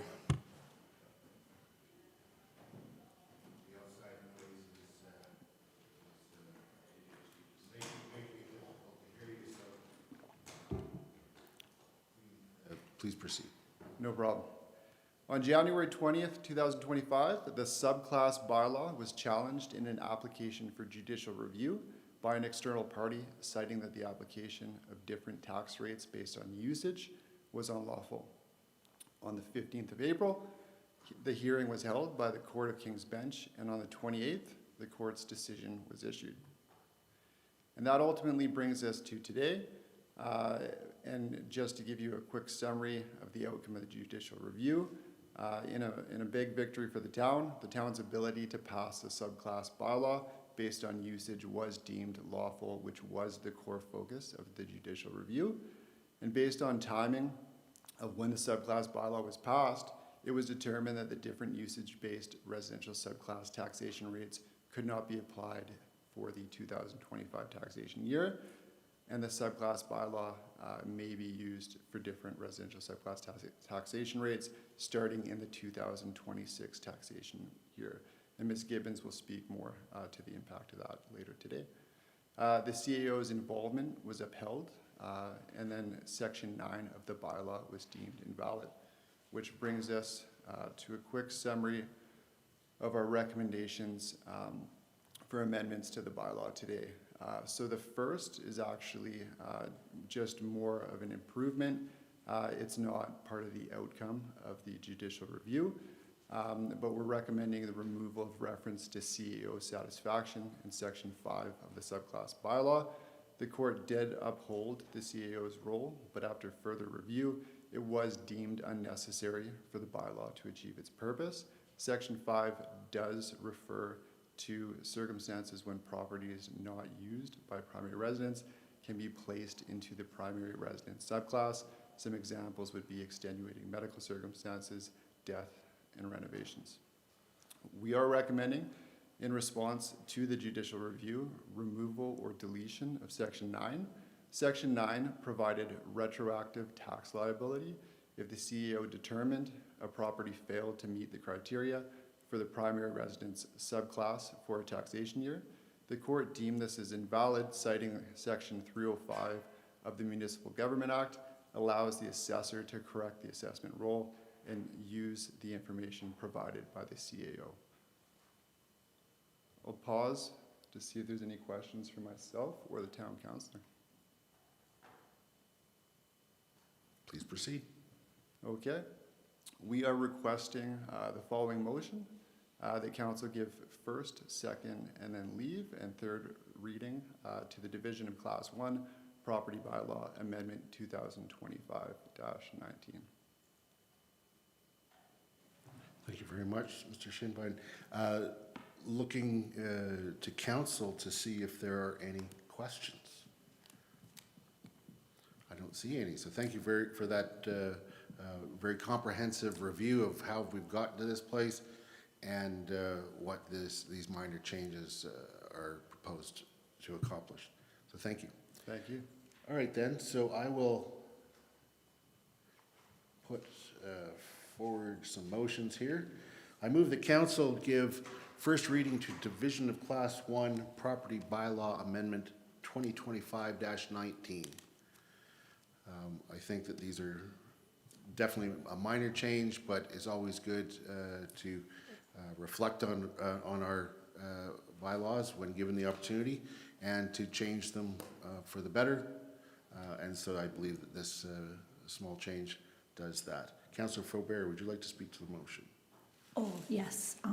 And I think it's just really important for me, because I know when the Division of Class 1 Property Bylaw first came in front of council, I had reservations. I did not support it. But I'm speaking in favor of this motion. And to me, that's a really significant thing that I wanted to acknowledge, because I think with the court decision, we know now some of the legal boundaries that we're up against, and we know with certainty that this is a subclass that we can use.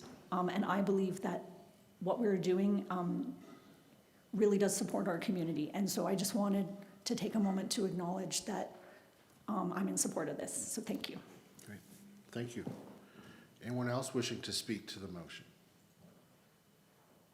I would also then like to take the opportunity to, with regards to the judicial review and the decision by the Court of King's Bench, validating the work that the town has done and the decisions made by town council.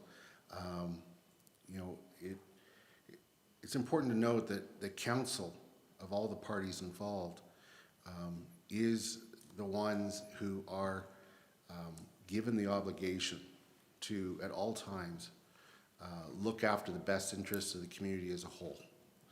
And that's what this does. It treats all residents fairly in that they are all asked to be part of the solution. They are all asked the question, do you house a primary resident? If the answer to that is yes, you get a lower tax rate. If the answer is no, then the result of that choice is you pay a higher tax rate. And then we set a tax rate, or we're discussed, obviously it's put off to next year, but we've discussed tax rates in the range of other properties that also do not, or are permitted to not house primary residents. And so there's fairness in that as well. While there are those that are opposed, and certainly they have the luxury of being able to act in accordance with their own interests, we don't have that luxury. We have to act in the interests of the community as a whole, the best interests of the community as a whole at all times. Any other comments on this bylaw? I will then call the question. All those in favor?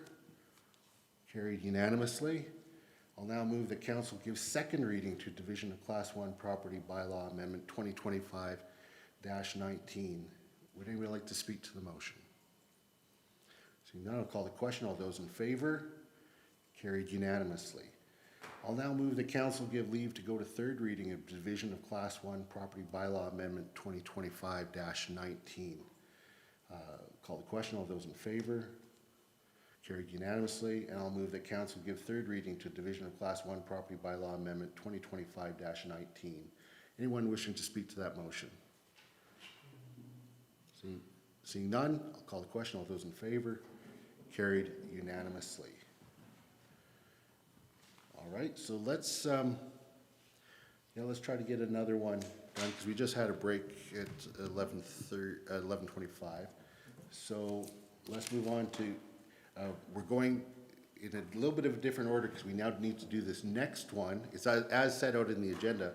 We move to H1 before we continue with the bylaw approvals. So H1 is the 2025 Livability Budget Amendments. Mayor Krauser.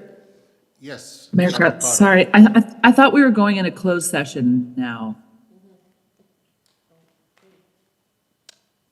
Is that, or did I misunderstand when you added it at the start of the meeting, did we add it to a separate item? Yeah, K1 was, I thought we were doing it at the end of the meeting. Was that intended? Okay. Was that intended to come now? Well, Councillor we can do it either way. I'll leave it to the room. Okay. Would the information from the in-camera session benefit us as we consider the livability budget amendments? No, it's separate and contingent. It's really about the additional court action. It doesn't have any impact on the budget. Okay, then I think that we'll do the closed session at the end then. Unless, once again, I'll just ask, ask administration, is there a reason that it should be dealt with earlier in the agenda? No, I'm not seeing any. Okay, so Ms. Gibbons, over to you. We will proceed with H1, 2025 Livability Budget Amendments. Whenever you're ready, the microphone is yours. Thank you.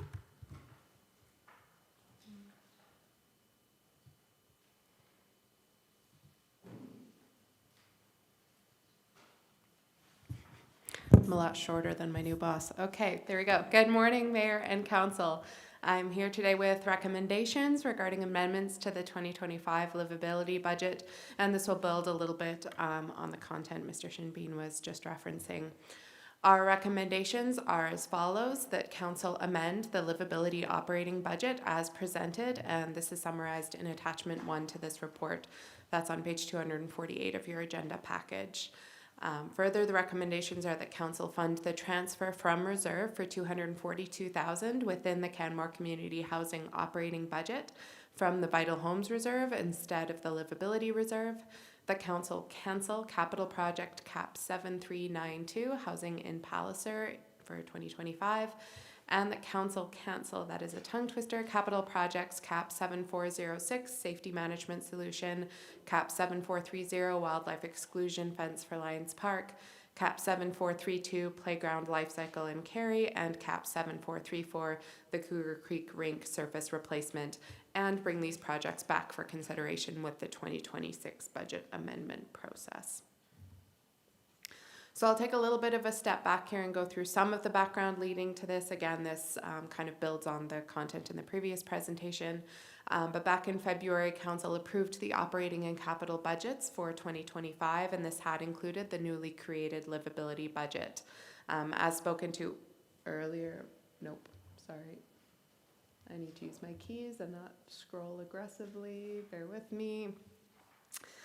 So as spoken to earlier, I have to be really careful now. The Livability tax program allows for different tax rates to be applied to properties not used by primary residents to incentivize that full-time residency here in Canmore and to generate additional revenue that will directly support the development of those 2,000 non-market homes needed by primary residents.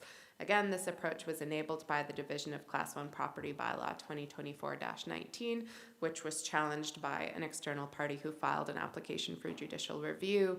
The court validated our ability to assign subclasses for the purpose of setting different tax rates, does comply with the MGA, and can legally proceed for 2026 tax year.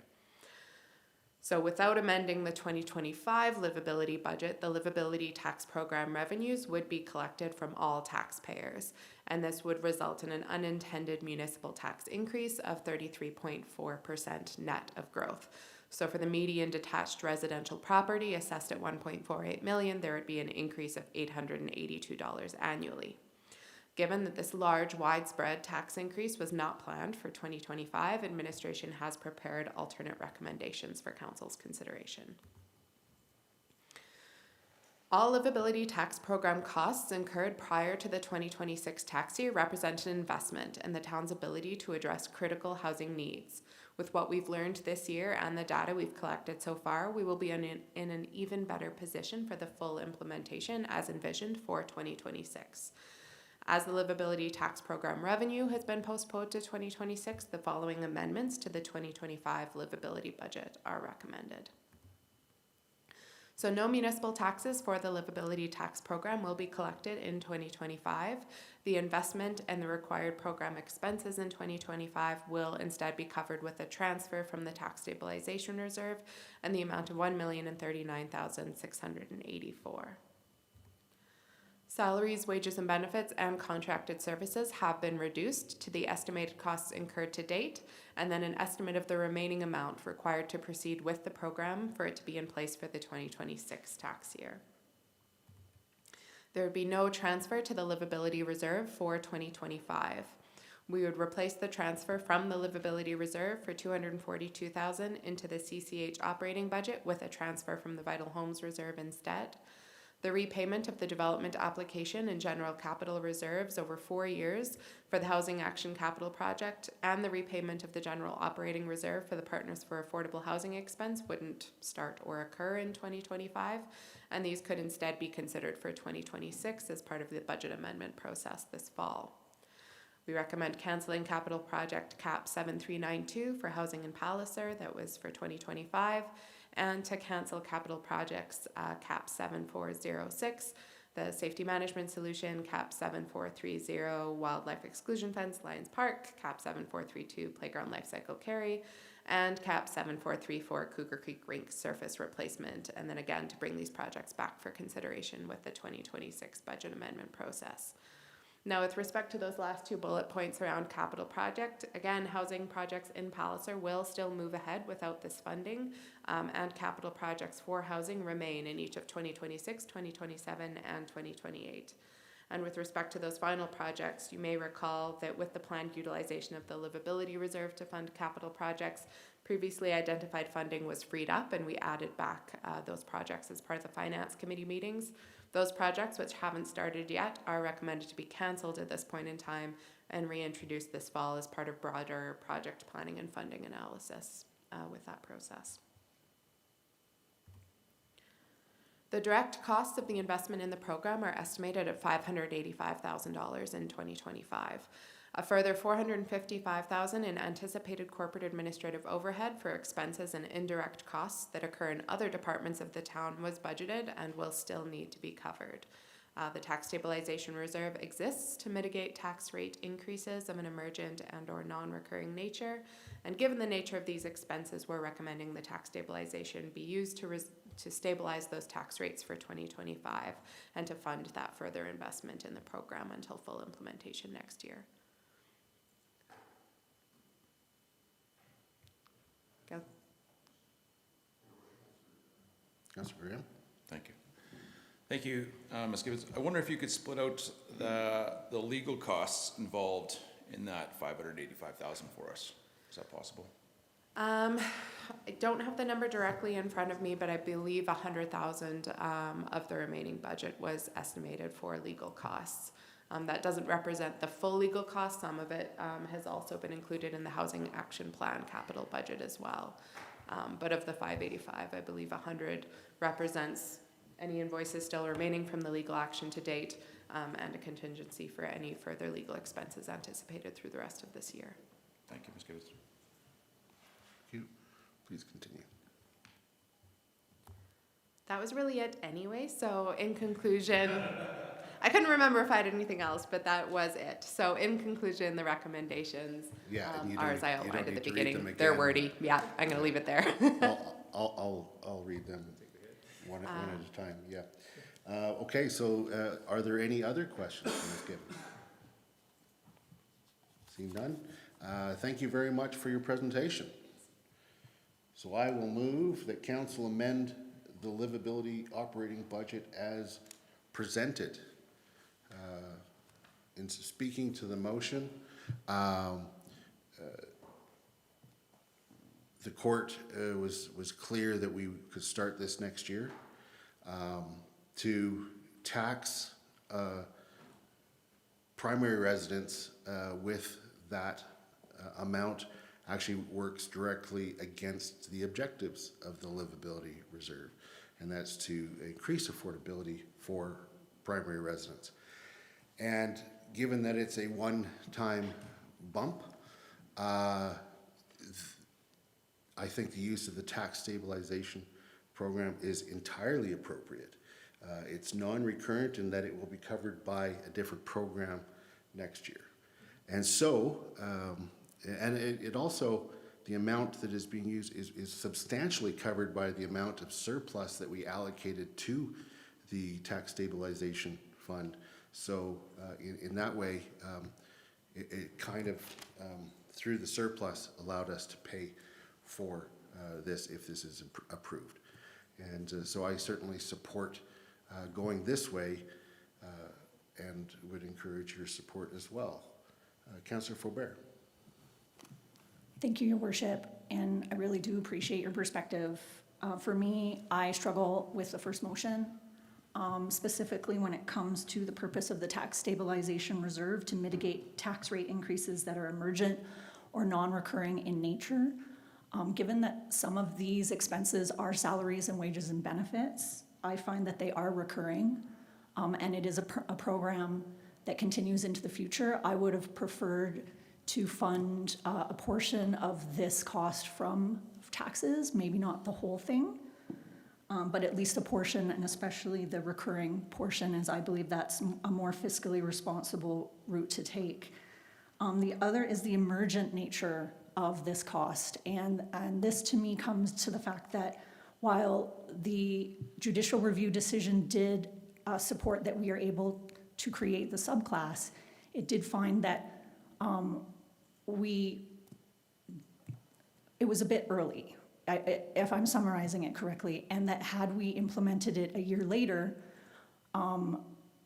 we would have been in line with the legislation that's at place. Now, this is learnings that we have now, but that was a concern of mine at the time when the subclass was passed, and I expressed that concern.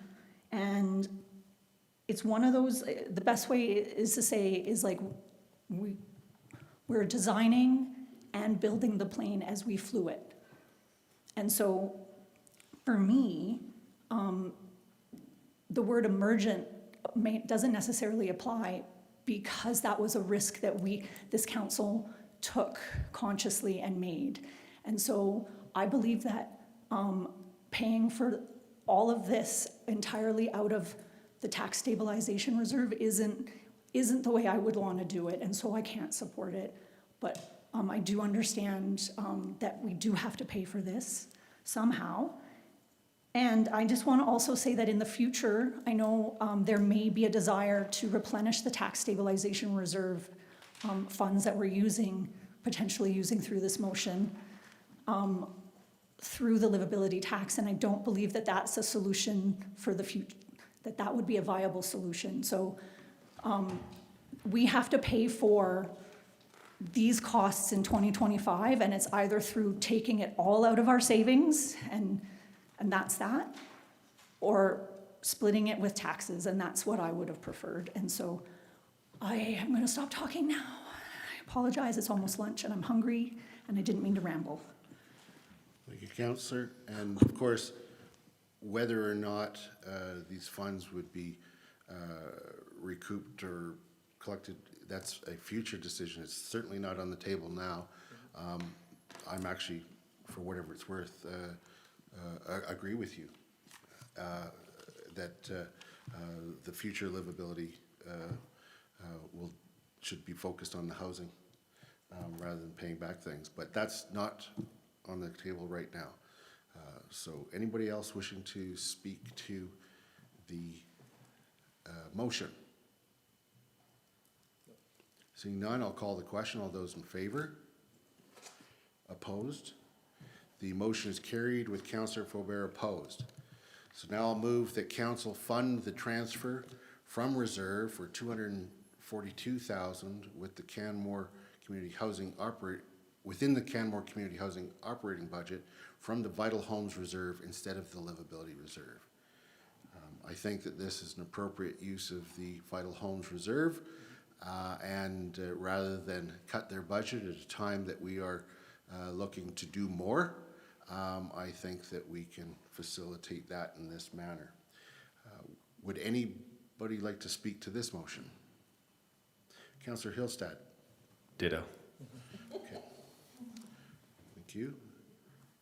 Ditto duly noted. Anyone else wishing to speak to the matter? Seeing none, I'll call the question. All those in favor? Carried unanimously.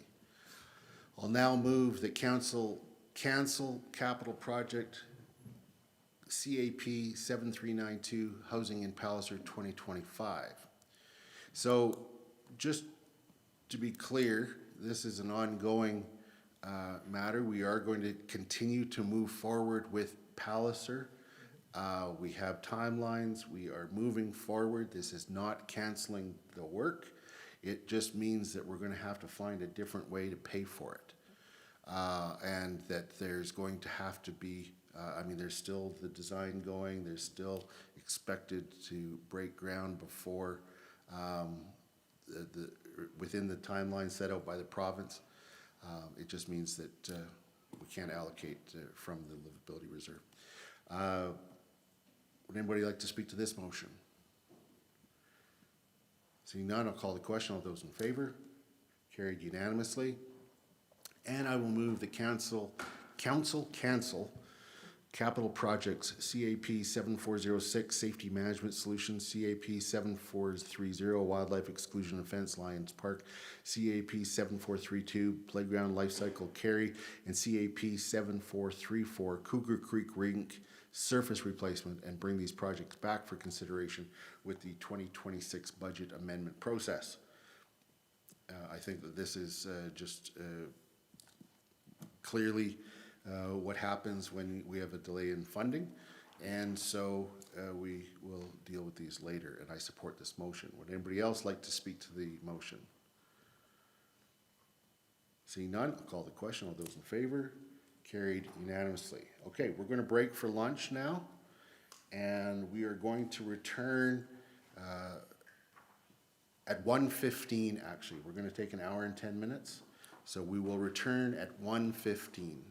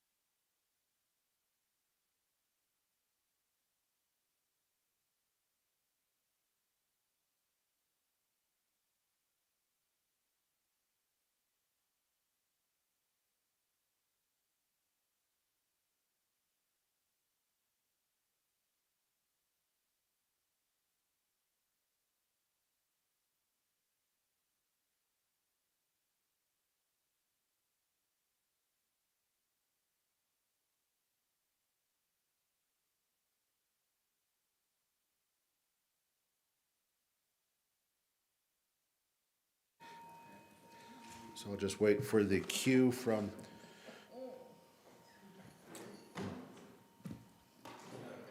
Yep, okay, so we're gonna proceed as per the agenda. Excellent, okay. Well, we're streaming, okay. Welcome back, everyone. Hope everybody had a good lunch. We're gonna move to our next item, which is item G3. And this is a bylaw approval for the 2025 property tax rate bylaw 2025-14. Ms. Givens, whenever you're ready, the microphone is yours. Perfect, thank you. So I'm here now to present the 2025 property tax rates. As we've discussed in prior years, property tax rates must be set through a bylaw, and that responsibility cannot be delegated. Each year, administration recommends municipal tax rates for the various residential subclasses and non-residential class properties based upon assessed property values, the budgeted tax requirement, council-approved property tax policy, and any other direction provided by council. The 2025 approved operating budget is $88.8 million, and of that, the budgeted municipal tax requirement is $36.8 million rounded. This is made up of the municipal tax portion, the vital homes amount, and the estimate for supplementary taxes, which is collected later in the year. The additional amounts that need to be collected through property taxes are $35.8 million in education taxes, $1.6 million for the seniors requisition, and about $4,400 for designated industrial properties. The municipal taxes amount is set through the budget process each year, and compared to 2024, municipal taxes increased 3.9% net of growth, and the vital homes amount remained the same as 2024 at $450,000. The education taxes are based on the preliminary 2025 requisition that has been received from the province. Due to the higher assessment growth in Canmore than the rest of the province, Canmore will experience an 18% increase in the 2025 education requisition, up 5.4 million for a total of $35,778,387. Additionally, there's an adjustment of $12,773 under-collected from the prior year, in this case 2024, which brings the total education requisition to be collected to $35,791,160. I'll come back to that a bit more further in a minute. The seniors requisition amount comes from Bow Valley Regional Housing. There is a net decrease of approximately 1% for 2025 for a total amount to be collected of $1.6 million. And finally, the designated industrial property taxes requisition comes from municipal affairs. And just to go back to the provincial education taxes here for a minute, so the town of Canmore's share of the provincial education tax requisition is determined by applying the province's uniform tax rates to the town's equalized assessment value. So the government of Alberta is increasing the provincial tax rate on residential and farmland properties by 6.3% and increasing the rate on non-residential properties by 6.4% for 2025 to 26. Due to the higher assessment growth in Canmore than the rest of the province, Canmore will experience that 18% increase in our requisition. So per the 2025 Education Property Tax Requisition Comparison Report that the province releases annually, Canmore again had among the highest year-over-year percentage increase in the requisitions for municipalities.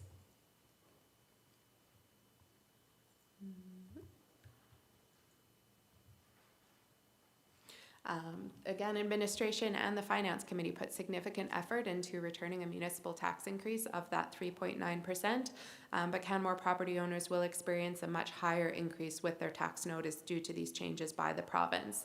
And this is particularly challenging given that there was no warning of the province's plan to substantially increase that reliance on property taxes back at the time our municipal budget was prepared and approved.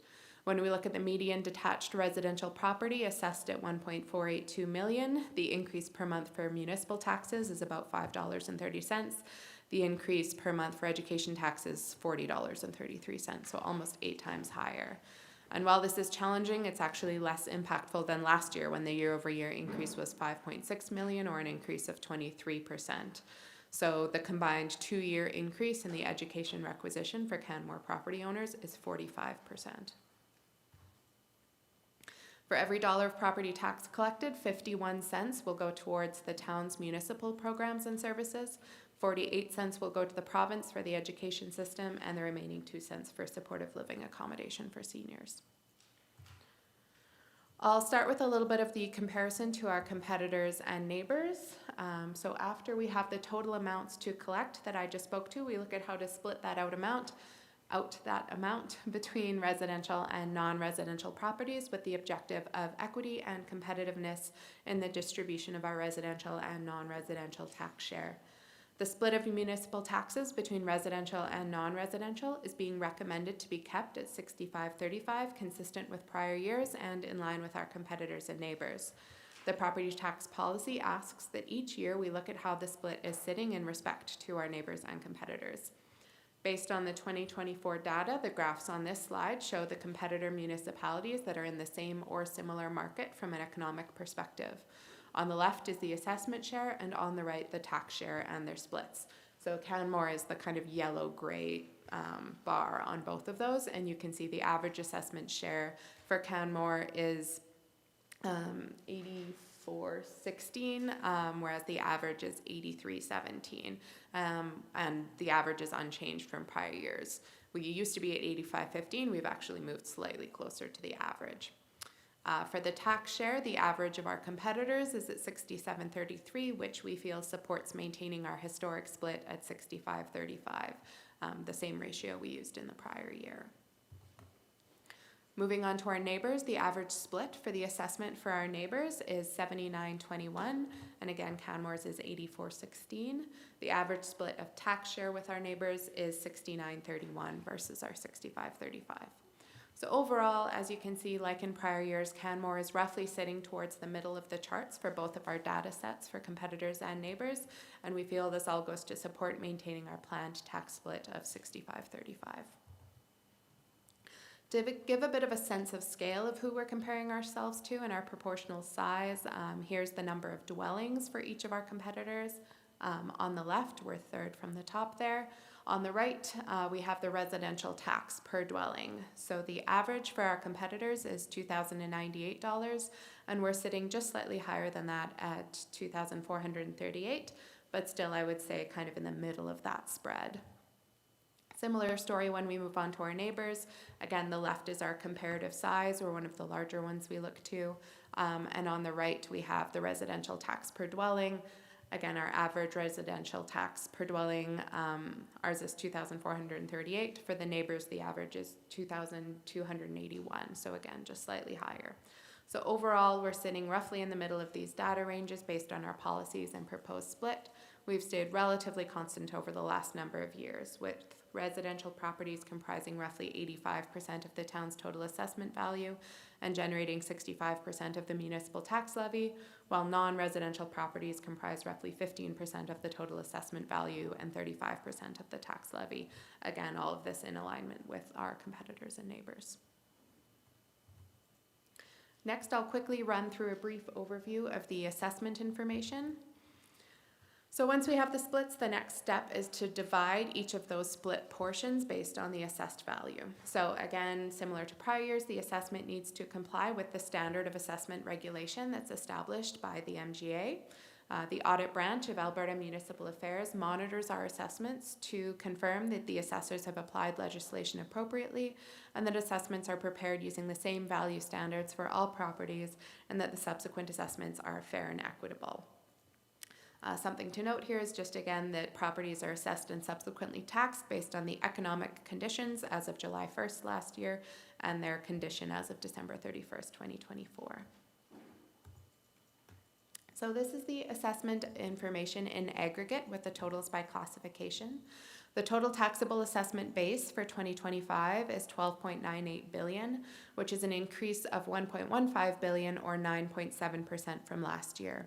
And that comprises real growth of $264.22 million, which is the assessed value of new properties that did not previously exist, and market growth or inflation, which is $870.31 million of the net increase in the assessed value of existing properties. A couple of things I'll just speak to here. The difference between residential and residential primary is shown here, even though there will be no difference in the tax rates for the 2025 year.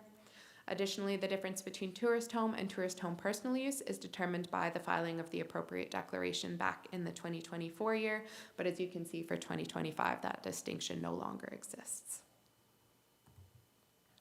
These are the median assessments for residential classification. We most often use the residential single detached unit as our benchmark, which is now valued at 1.48 million.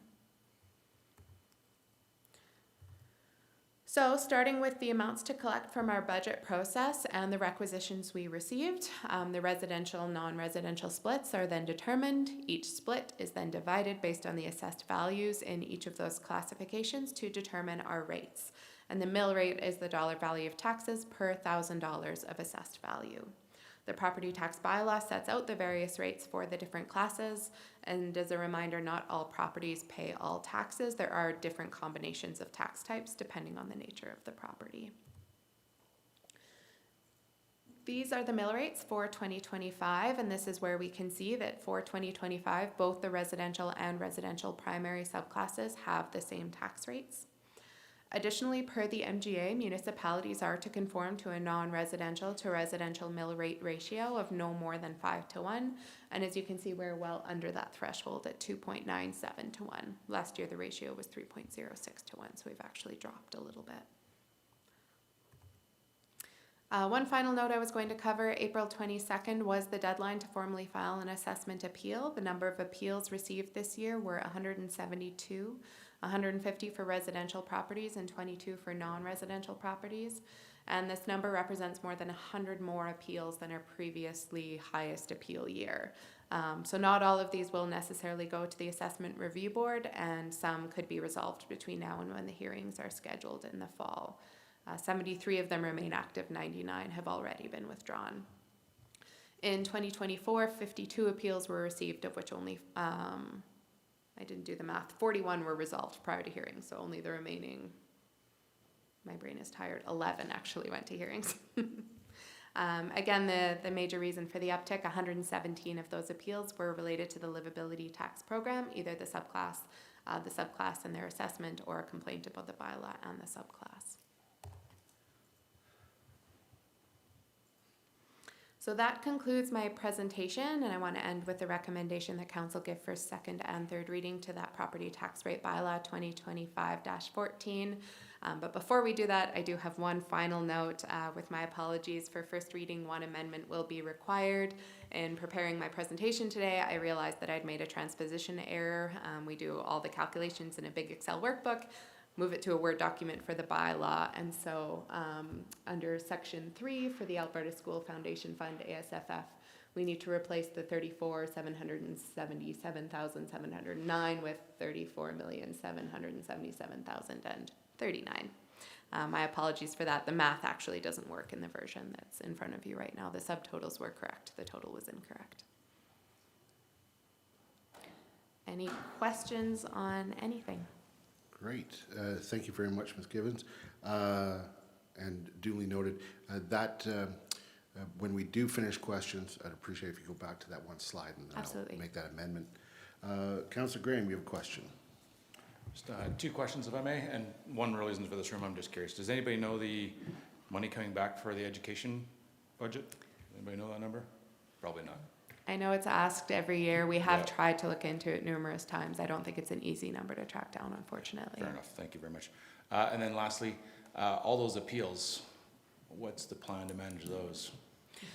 So because we have a decision on the judicial review and that the bylaw is valid, they're two different tracts, if that's appropriate terminology to use. It Right. doesn't automatically mean the related appeals go away. So we have, or I should say our assessor has reached out to with some messaging around the approach that we'll be taking with respect to those. So the affected complainants have received an update basically with the decision of the judicial review and advising of steps forward. So we're still going through the process. I would hazard to say probably most of those whatever it was, 77.99, I can't remember which was which. The withdrawals we've received have been because of that decision. And, you know, it's just a matter of us working through that process. If people choose not to voluntarily withdraw, we are discussing strategy for how we deal with those, hopefully before going to a full ARB hearing again, because it's not the, there's purview, I guess, isn't the validity of the bylaw that's been decided by the court. So we are working through those. Thank you. Thank you. Any other questions? I don't see any, so thank you very much. I always appreciate the way you walk us through that. Very comprehensive and very understandable at the same time. Okay, so I will first move that council give first reading to 2025 property tax rate bylaw 2025-14. And I'll move that council amend bylaw 2015-14 as follows. In section 3, under Alberta School Foundation Fund, ASFF, strike out $34,777,709 and substitute $34,777,039. Any comment on the amending motion? Seeing none, I'll call the question. All those in favor? Carried unanimously. Okay, we're back to first reading then, as amended. Would anybody like to speak to the motion? Councillor Faubert. I think it's just really important for our community to understand that half of this bill is not under our purview, and the current provincial government has taken a change in course, and now they are targeting that 30% of the overall cost for education in the province is covered through the Alberta School Foundation Fund overall. What that's done is, because our assessment is high, we get disproportionately affected by it. In the past, prior to 2015, there was a policy that capped the increase at 12%. And that policy protected communities like Canmore and Banff that have high assessments. That does not exist anymore. One of the other things is that I do know that our public school board overall for the Valley, what we pay as a community in education taxes is more than what our community receives, but our district is bigger than our community. And then the funding model for education is highly complex and isn't just a straightforward, this is how much money you get. For example, kindergarten to grade 8 is per student, and grade 9 to grade 12 is by courses. So, and I cannot describe to you how complex education funding is in this province, and I believe it's done intentionally so. Anyways, I've gotten off tangent. And so I just wanted to make sure that captured within this is that we hear a lot of feedback from our community about the size of the tax increase. We only have control over half of it. And the amount that the province is requesting this year is significant. So it's just really important, I think, for the community to keep that in mind when they receive these bills. Thank you very much, Councillor. Councillor Graham. Your Worship, I forgot to ask a question that I'd like to still of administration. Is that possible? Sure. What's your question? What is administration doing to clarify for the community which portions of the bills are property assessment and what part is education when they receive their notices in the mail? So I do appreciate the inclusion in the package. Yes. On page 216 of the package.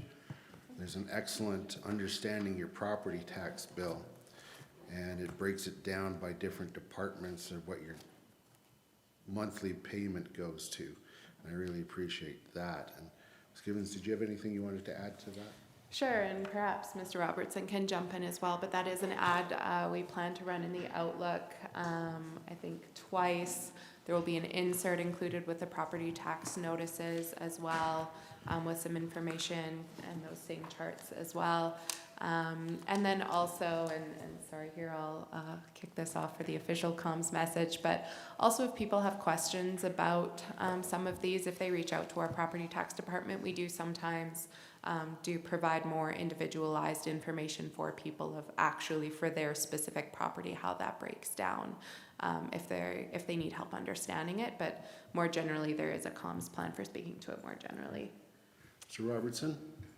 No, and Ms. Gibbons spoke to it very well. I don't have a lot to add other than, yes, the insert that you have in your package will go out with every property tax bill, which is something new for us. An ad in the Rocky Mountain Outlook this week as well as next with the exact same ad. We have a couple of social media posts with the same graphic. So it was an intentional, proactive approach this year to put that out. Last year we put that out further past putting the tax notices out in reaction to some of the community feedback we heard. So hopefully this helps clarify this year. Great. Thank you to you both for that information. Yes, thank you both. Okay. All right. Any other comments with respect to first reading of this bill or this bylaw? Okay, I will then call the question. All those in favor? Carried unanimously.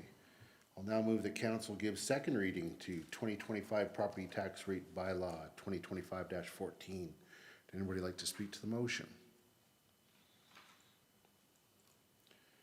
Seeing none, I'll call the question. All those in favor?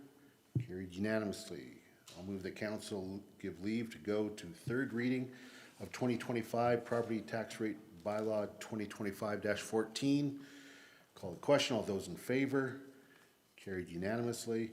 And I'll move that council give third reading to 2025 property tax rate bylaw 2025-14. Anybody wishing to speak to the motion? Seeing none, I'll call the question. All those in favor? Carried unanimously. Thank you. We'll now move to item G4, tax penalty bylaw amendment 2025-15, the 2025 grace period. Ms. Gibbons, back to you.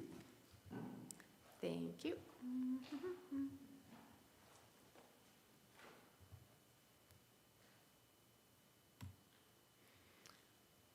Perfect. So the last item today is an amendment to our tax penalty bylaw now that we have the new rates. Our recommendations are that council give first reading, second reading, leave to go to third, and third reading. I'm going to keep this quite short. So in a typical year, the property tax rate bylaw would have been approved back at the regular council meeting in early May. Notices are then printed and mailed around the middle of the month, and property owners would have approximately 6 weeks to pay before the deadline of June 30th. For 2025, due to the judicial review, it was appropriate to postpone the request for the property tax rate bylaw approval until the decision was received to provide that certainty with respect to the Livability tax program. Consequently, tax notices will now be mailed later than in most years, and property owners would have slightly less time to make payment by the deadline than in a typical year. So as administration, we're recommending that for this year only, given these extenuating circumstances, that we provide a grace period to property owners and not actually apply penalties until July 15th. The tax payment deadline will remain June 30th, consistent with prior years and as the community has come to expect. But for any property owners that need a little bit more time to make arrangements for payments, no penalties would be applied until the 15th. One other thing I want to mention quickly that's come about kind of since the report was written is that we're also closely monitoring the situation with respect to the potential postal strike. So should such action impact our ability to actually send the notices, we'll explore other potential options, or if it's taking significantly longer for people to get their notices due to the delays, we may consider further actions at that time, such as additional options to get property owners that information, or another further potential revision to the dates, again, depending on future circumstances. But I just wanted to acknowledge we're also really closely monitoring that situation and any further impact it might have in addition to what I spoke to today. And that was really it. Happy to take any questions on this one at this time. Great, thank you. Are there any questions? I don't see any. Thank you.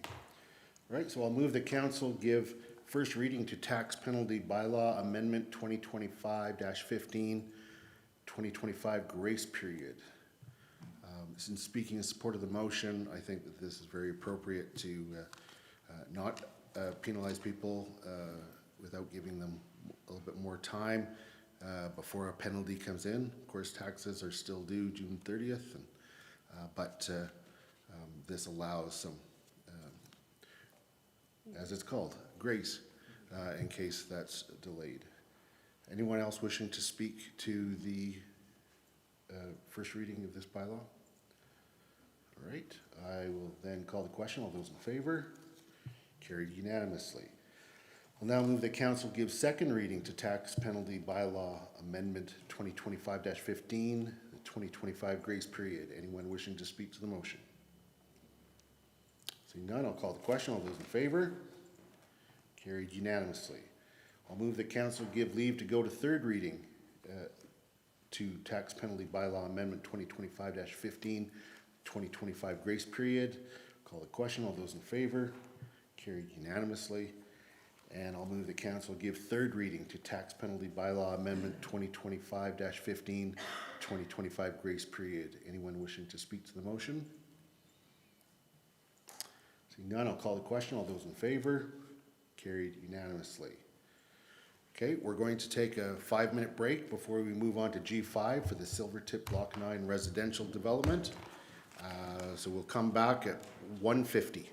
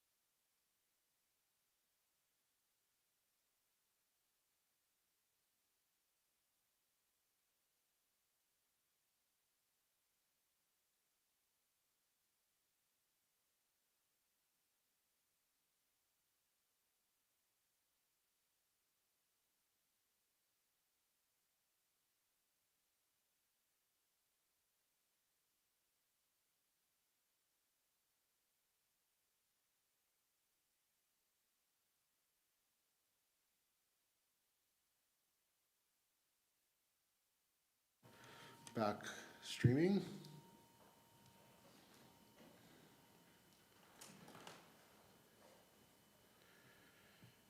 All right, we're back from our break, and we're moving on to item G5, Silvertip Block 9 Residential Development. Now, we've had multiple presentations. I don't want to undermine anybody's work. Was there any presentation that was wanting to be given? Okay, then what I'll do before we move to second reading is I will open it up to council to see if there are any questions of admin before we deliberate on second reading.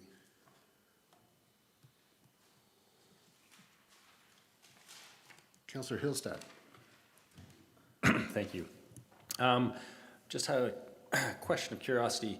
When measuring the height, say if it's 12 meters of the 22 that's been asked for, where exactly do we measure from? Like, is the front of the building going to be the 22 and then the back be taller? Like, how do we determine where our starting point is?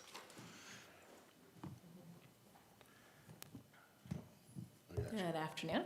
Thank you for that question. We would look at it based on an average throughout the base of the building. So if you would have a very at grade high level at one side, very low level at the other, we would look at averages. There's a pretty prescriptive method for calculating that through the land use bylaw, but that is the high level way of describing that. Okay. So with that then, would if you have a site that, you know, has say 10 meters in elevation change or something, where they wouldn't be 22 at the front, it would be kind of more in the middle, or again, this is just ballparking it, but the very lowest point of the ground, it's not going to be 22, it's going to be somewhere in between. Through the chair is correct. Okay, thanks. Any other questions before we move to second reading? Okay, Councillor Ma? When we, under the proposed request, by expanding that parcel, what is the increase in area?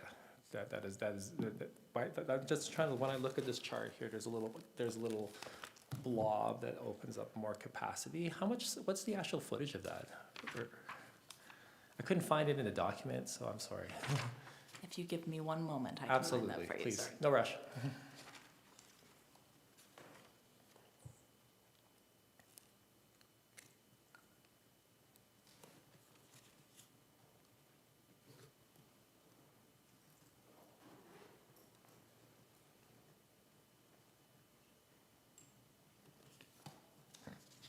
Just while you're looking, is my understanding correct that there will be a portion of land that is then turned back into, is also removed from the development space? No? No, that's their future plans for a land swap from golf course to developable area on another site. Yeah. But not on this one. Yeah, no, that's what I mean, is that Yeah. it would be somewhat offset in the future. Okay. All right.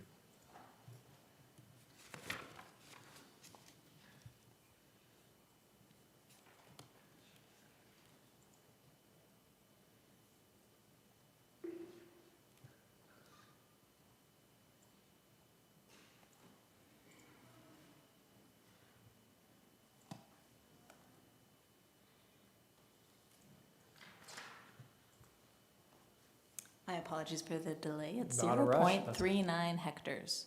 Could you say that one more time? 0.39 hectares. Thank you.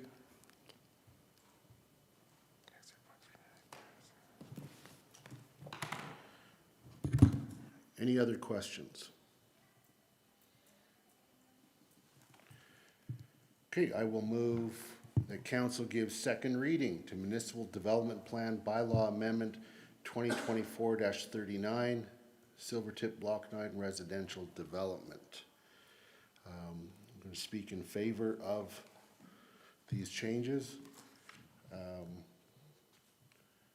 What we're seeing here is really the only issue is change of built form due to a height change overall. I'm speaking to the whole thing right now. We're not seeing a change in zoning. We're not seeing a change in density or an increase in number of units. It really is about height and less developed area, or lower and more developed area. And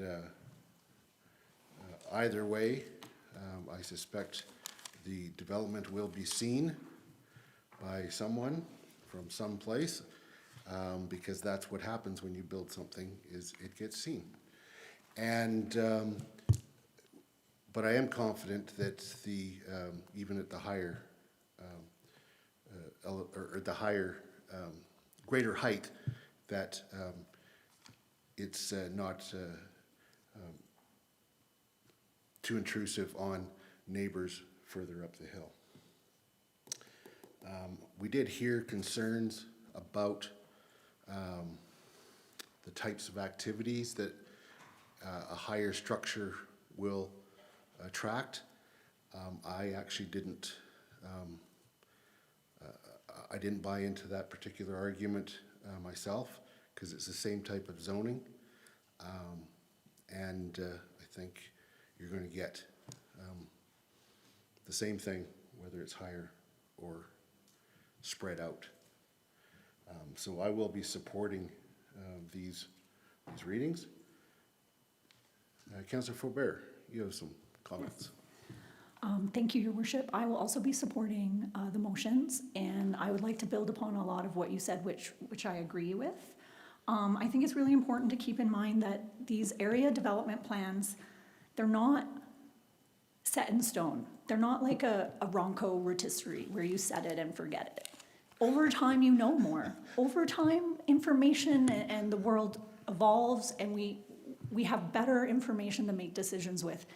And what ends up happening is that some of the things that get set in a plan like this 20 years ago, for example, the height, was a catch-all. It was appropriate at the time. We fast forward to today, and would the height for a townhouse also be the appropriate height for an apartment building? And I think that's the change, the way I interpret it as the change in height is around the apartment building site. And the space zone for that. And I think that that's really important, because site-specific changes are regularly needed in area development plans and area redevelopment plans.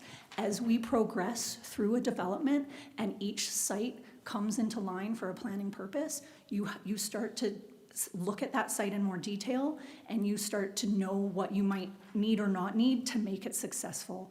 And that's when we see, for example, Spring Creek regularly comes for changes to their area redevelopment plan, because their pace of development has been steady, right? And so I look to that, and I look to this as being a similar kind of change. I also really feel that the purpose statement for the STR2 Silvertip Comprehensive Residential District is super important to keep in mind, because that means that any application that comes through in this district has to meet the purpose. I heard a lot of concern around tourist homes, but when I read the purpose, it says to provide a comprehensive residential development, including a range of residential densities and a mix of housing types and other compatible residential neighborhood uses. So to me, I have absolute confidence that because this residential district has been set up this way, that those concerns to me don't rise to the point of, I feel that we can't move forward with this.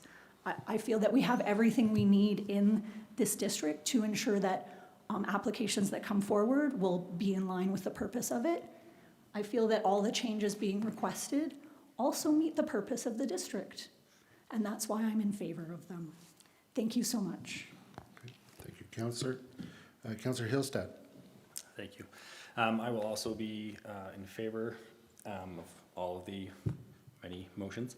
Again, speaking to the more contentious motion, the heights on the site, due to the topography, you're gonna get part of the building that's gonna be really tall, and you're gonna get part of the building that's not as tall.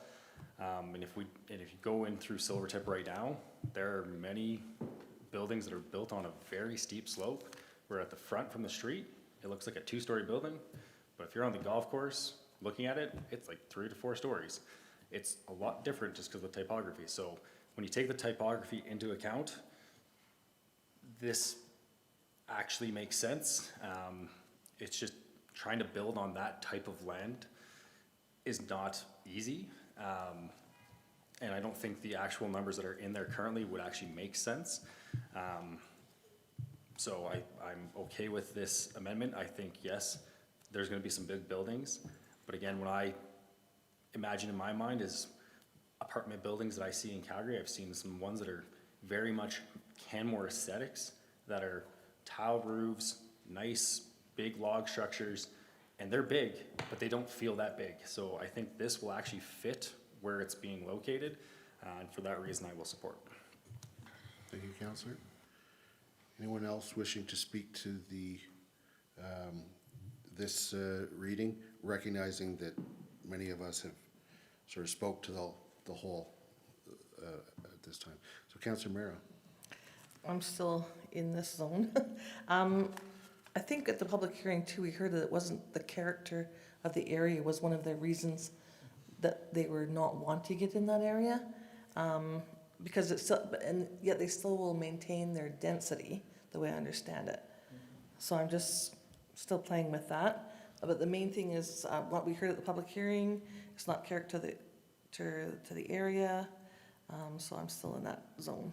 I'll listen to what my other colleagues have to say. Councillor Ma. Thank you, Your Worship. I don't really have concerns with regards to, say, the request for enlarging the parcel by the 0.39 hectares that Ms. Collette brought up. I do feel that with regards to the height and the character piece, I think there's a value to that as well. And I hear those concerns from the residents, so I'm right now currently leaning towards not supporting.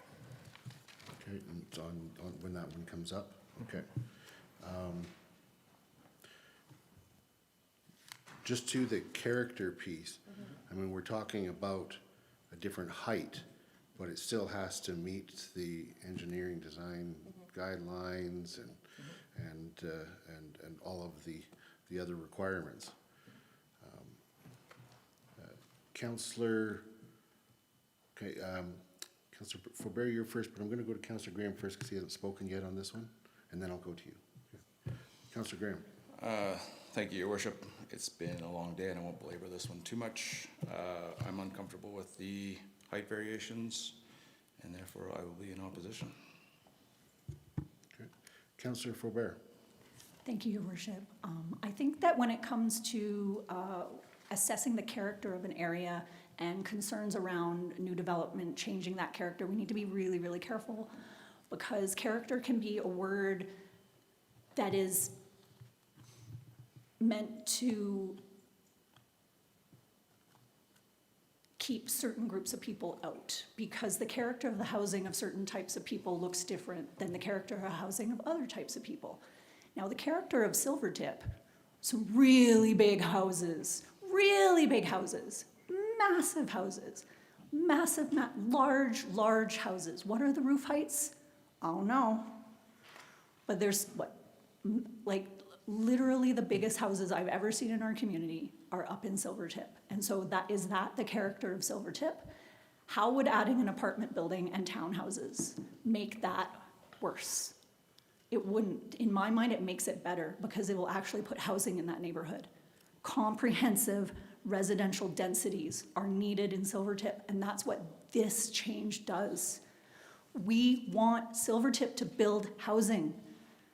That's what they want to build here, and I support them doing that. And I don't think that character is the issue. I think just development is the issue. So I think that people will be able to see this building. People will be able to see these developments in this section of area, which has already been approved in an area development plan for comprehensive residential housing, including an apartment building and including townhouses. We just don't agree on how tall it should be. And so I don't think that's about character at all.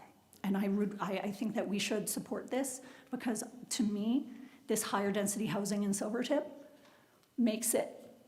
improves the character of Silvertip. Thank you. And I would add to that, using up less footprint actually enhances the feel of the area by not disturbing as much of the wild area. And so I would encourage everyone to consider that as well. Councillor Mara. Oh, thank you. I just wanted to clarify that the character, the comment of the character of the area was what I heard in the public hearing, so that's where that came from, not that. So for me, it's mainly about height. And as Councillor Hillstead was asking where it varies in the land that it's on, I know that the Silvertip will still get the same amount of density, but it's all about height, I think is what, and there was some confusion on height because it was 18 point something and then it was 22 something, so that's where I was sort of like, what is the building gonna be? I mean, we don't have that detail, but what are we allowing, the 18, the 22? So I was just in that field looking at that, so that's where I was coming from. Great. Okay, so we've all spoken to the whole. Now we're dealing with second readings on the table for the MDP amendment, and that is essentially the change in the map.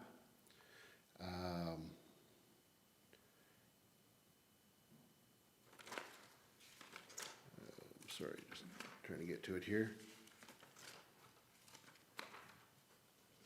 Yes. Okay, so I'm going to call the vote on second reading of the MDP, changing that map. All those in favor? Carried unanimously. I'll now move the council give third reading to the Municipal Development Plan Bylaw Amendment 2024-39, Silvertip Block 9 Residential Development. Would anybody like to speak to that motion? Seeing none, I'll call the question. All those in favor? Carried unanimously. Okay, so now we move to 2024-40. Just gonna pull it up in front of me here.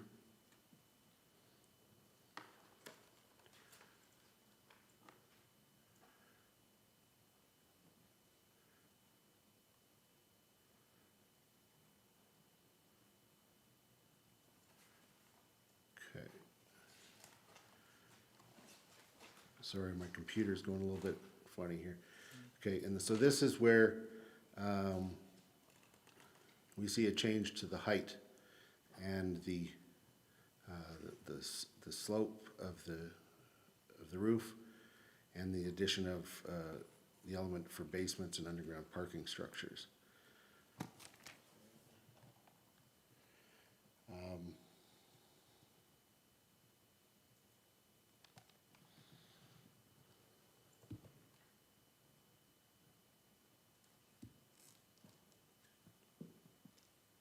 I need to, Councillor Hillstead?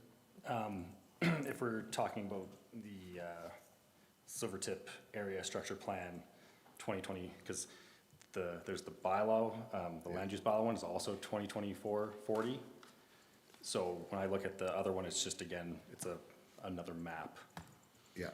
So Okay. Oh, did I turn to the wrong one here?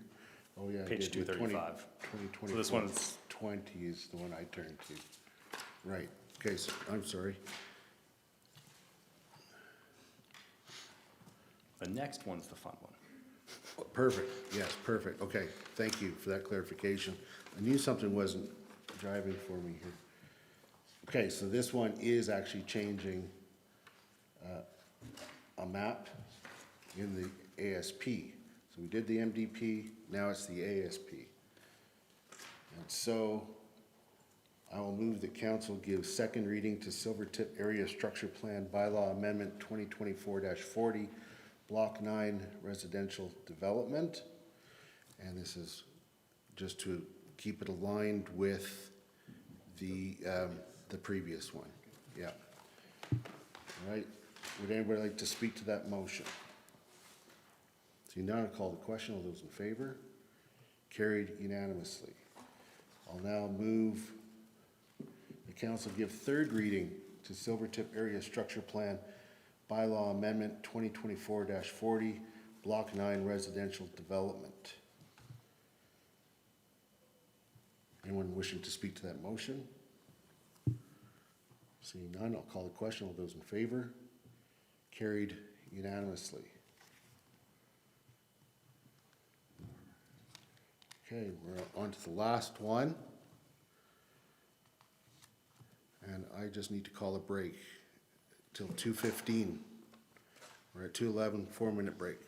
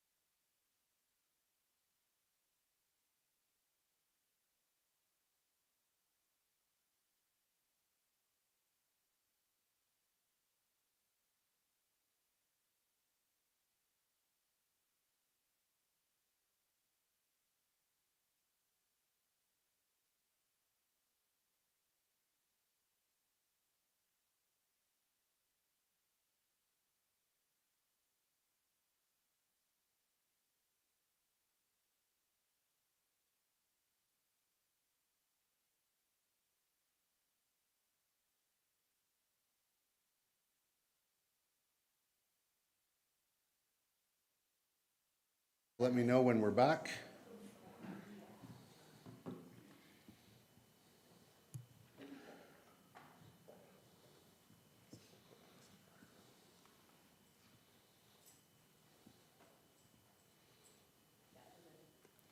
Okay, I'm gonna move to postpone second and third reading of revised land use bylaw amendment 2024-20, Silvertip Block 9 residential development to the July 8th regular meeting of council.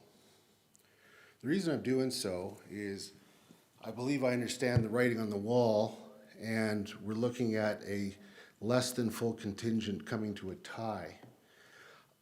If something's going to be defeated, I like to have all of council part of that decision. And so with Councillor McCallum away now, and also away on June 3rd, July 8th is the first one where we had the chance to have a full contingent. And so I would ask that we postpone this until all 7 of us can have the opportunity to vote. I don't know which way Councillor McCallum is going on this at all. But if something's going to be defeated, I'd rather see a 4-3 than a 3-3. And that's where I'm coming from. So would anybody like to speak to that postponing motion? Councillor Graham. Thank you, Your Worship. We have quorum here today. We have the ability to make this decision. We have done this before, and I see no reason not to proceed today. You are correct. We could proceed today. We have never gone to a 3-3 tie before. We have not. No, I don't think we did, because I would have hated that too.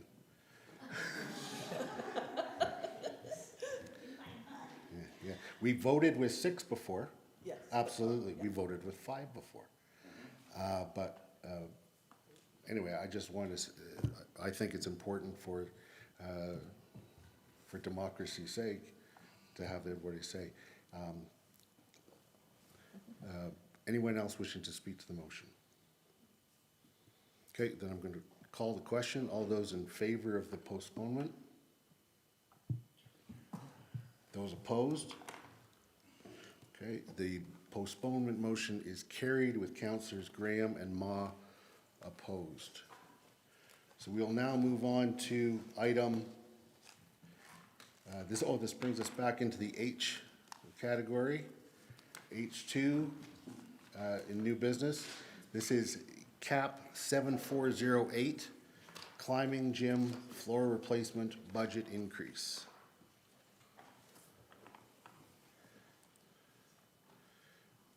All right.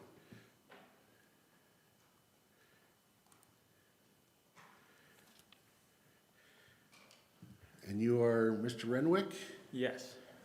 Well, I don't think you've presented to us before, have you? Not. Okay, well, welcome. Thank you. We're a friendly bunch, and Good to hear. And once again, we have another longtime listener, first-time caller, and please feel free to proceed whenever you're ready. Perfect. Thank you so much. Yes. Yeah, my name is Jesse Renwick. I'm the climbing gym supervisor for the town of Canmore, and I'm here to present on Capital Project 7408, which is the climbing gym flooring replacement project. Specifically, I'm here for a request for decision on a budget increase. Also behind me is Mike Ford. He's the project manager that's also been helping me with the project. So just an overview of the project. Elevation Place Climbing Gym is a heavily used facility, seeing on average 180 visitors per day. This is a good news story. However, this heavy usage has started to deteriorate our current flooring quite significantly. And that's why council approved this capital project on February 11th, and it's to life cycle the padded flooring in the climbing gym. This padded flooring is critical to risk management within the climbing gym, as it absorbs the impact of falling climbers when they're bouldering and climbing up to the first bowl when lead climbing. It's also our major walking surface for both the patrons and our staff, so it has to be free of tripping hazards as well. Looking at our current flooring, it was installed in 2013, and then in 2016 the top surface was replaced. It's comprised of both modular and permanent boulder flooring. These modular sections allow us to get an aerial lift in there so that we can do maintenance on the wall and then also in the roof, say if we need to get the electrical, the lighting, or anything like that, because they can kind of pop out of place. This modular design is atypical for a climbing gym, however, but is necessary in our facility due to the compact nature. But the modular flooring does come with some challenges, specifically between the connection points between the modular and permanent sections. So when they go together, they have to be held together. It causes some durability and safety issues because these connection points start to kind of wear out, and then you have to replace them because they cause tripping hazards. And it also creates a little soft spot in the floor where you don't want to land in it because you could roll an ankle. And as such, the modular sections have undergone a major repair in 2020 to make the modular sections bigger to decrease the amount of connection points that we have, which did help. However, we still see the same issues with the durability and safety. That is why when we move forward with this project, we decided to go for a request for proposal, because an RFP would allow the vendors to give us solutions that meet the project needs and requirements, but also give us solutions that will help with the challenges with the modular sections. So we issued an RFP on February 27th. It was open for 4 weeks. We posted on the Alberta Purchasing Connections, the Merricks, and the Town of Canmore website, and we also reached out to 11 known climbing gym flooring suppliers and sent them information directly on the RFP posting to get them to apply. However, we still only received one single proposal from a qualified and reputable vendor, but this sole submission did exceed our project budget. Some contributing factors to, first, the single bid, only one bid, and then the overpriced bid. Climbing gym flooring is a highly specialized market with only a few suppliers in North America. And then also our gym's modular design further narrows the potential vendors that would want to apply or bid on this kind of project just because it is more complex. And then the proposal that we did get from the current vendor should increase the durability and safety related to the modular sections. However, this does come at a slight increase in material cost to address this.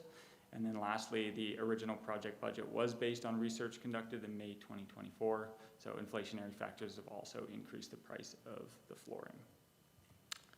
Looking at our current proposal from our sole vendor, we met with the vendor after the RFP closed to see if there's ways that we could decrease the cost while still meeting the requirements of the project.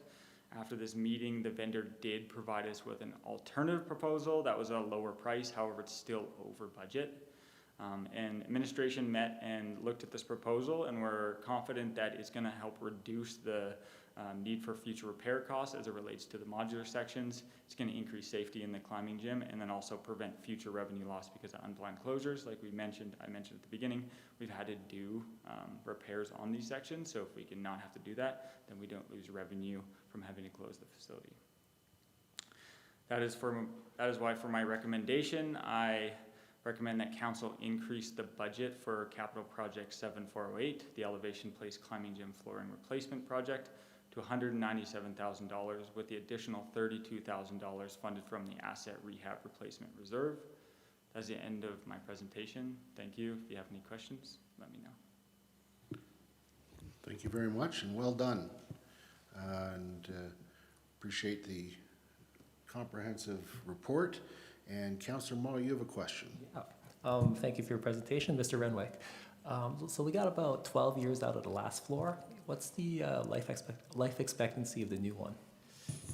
It's like I'm guessing like right now we're kind of like pushing the limits on how far our floor should be actually going. So I'm guessing more like a 10-year is what we should be actually getting for like a life cycle plan on these.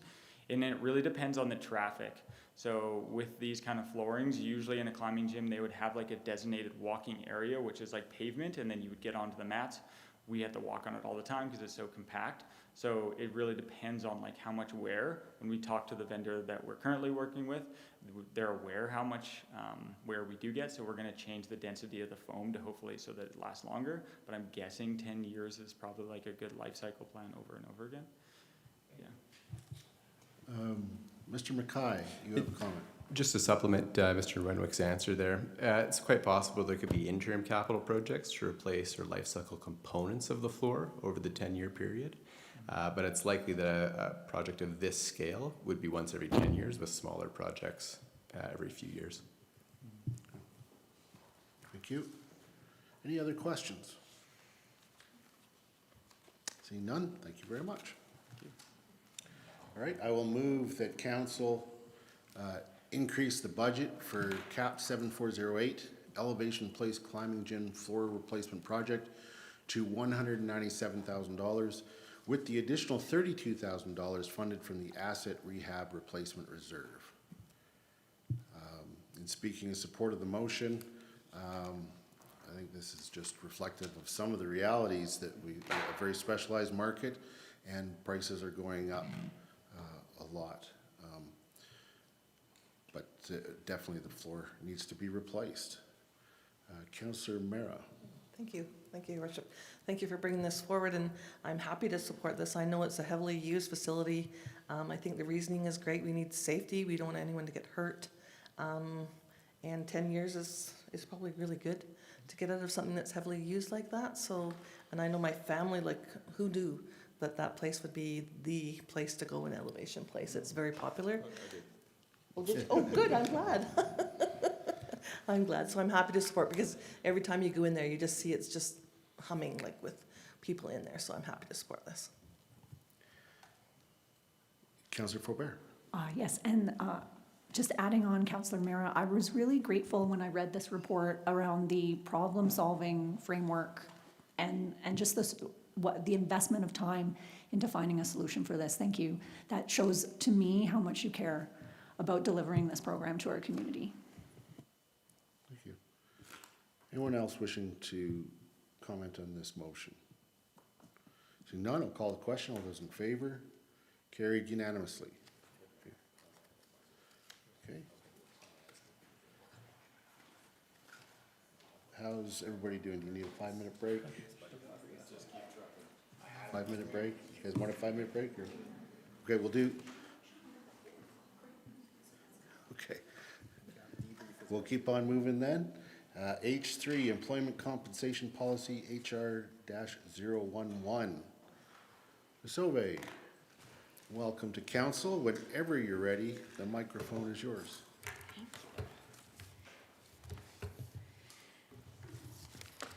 I'd also just quickly like to introduce some new HR team members who came to see the magic today. So we have Bailey McIsaac, who is our new payroll and benefits coordinator back there, and Lauren McCreary, who is senior human resources business partner, recently joined our team. And of course we have Amy. You all know Amy. Welcome everyone, and thank you for being here today. Thank you so much for welcoming.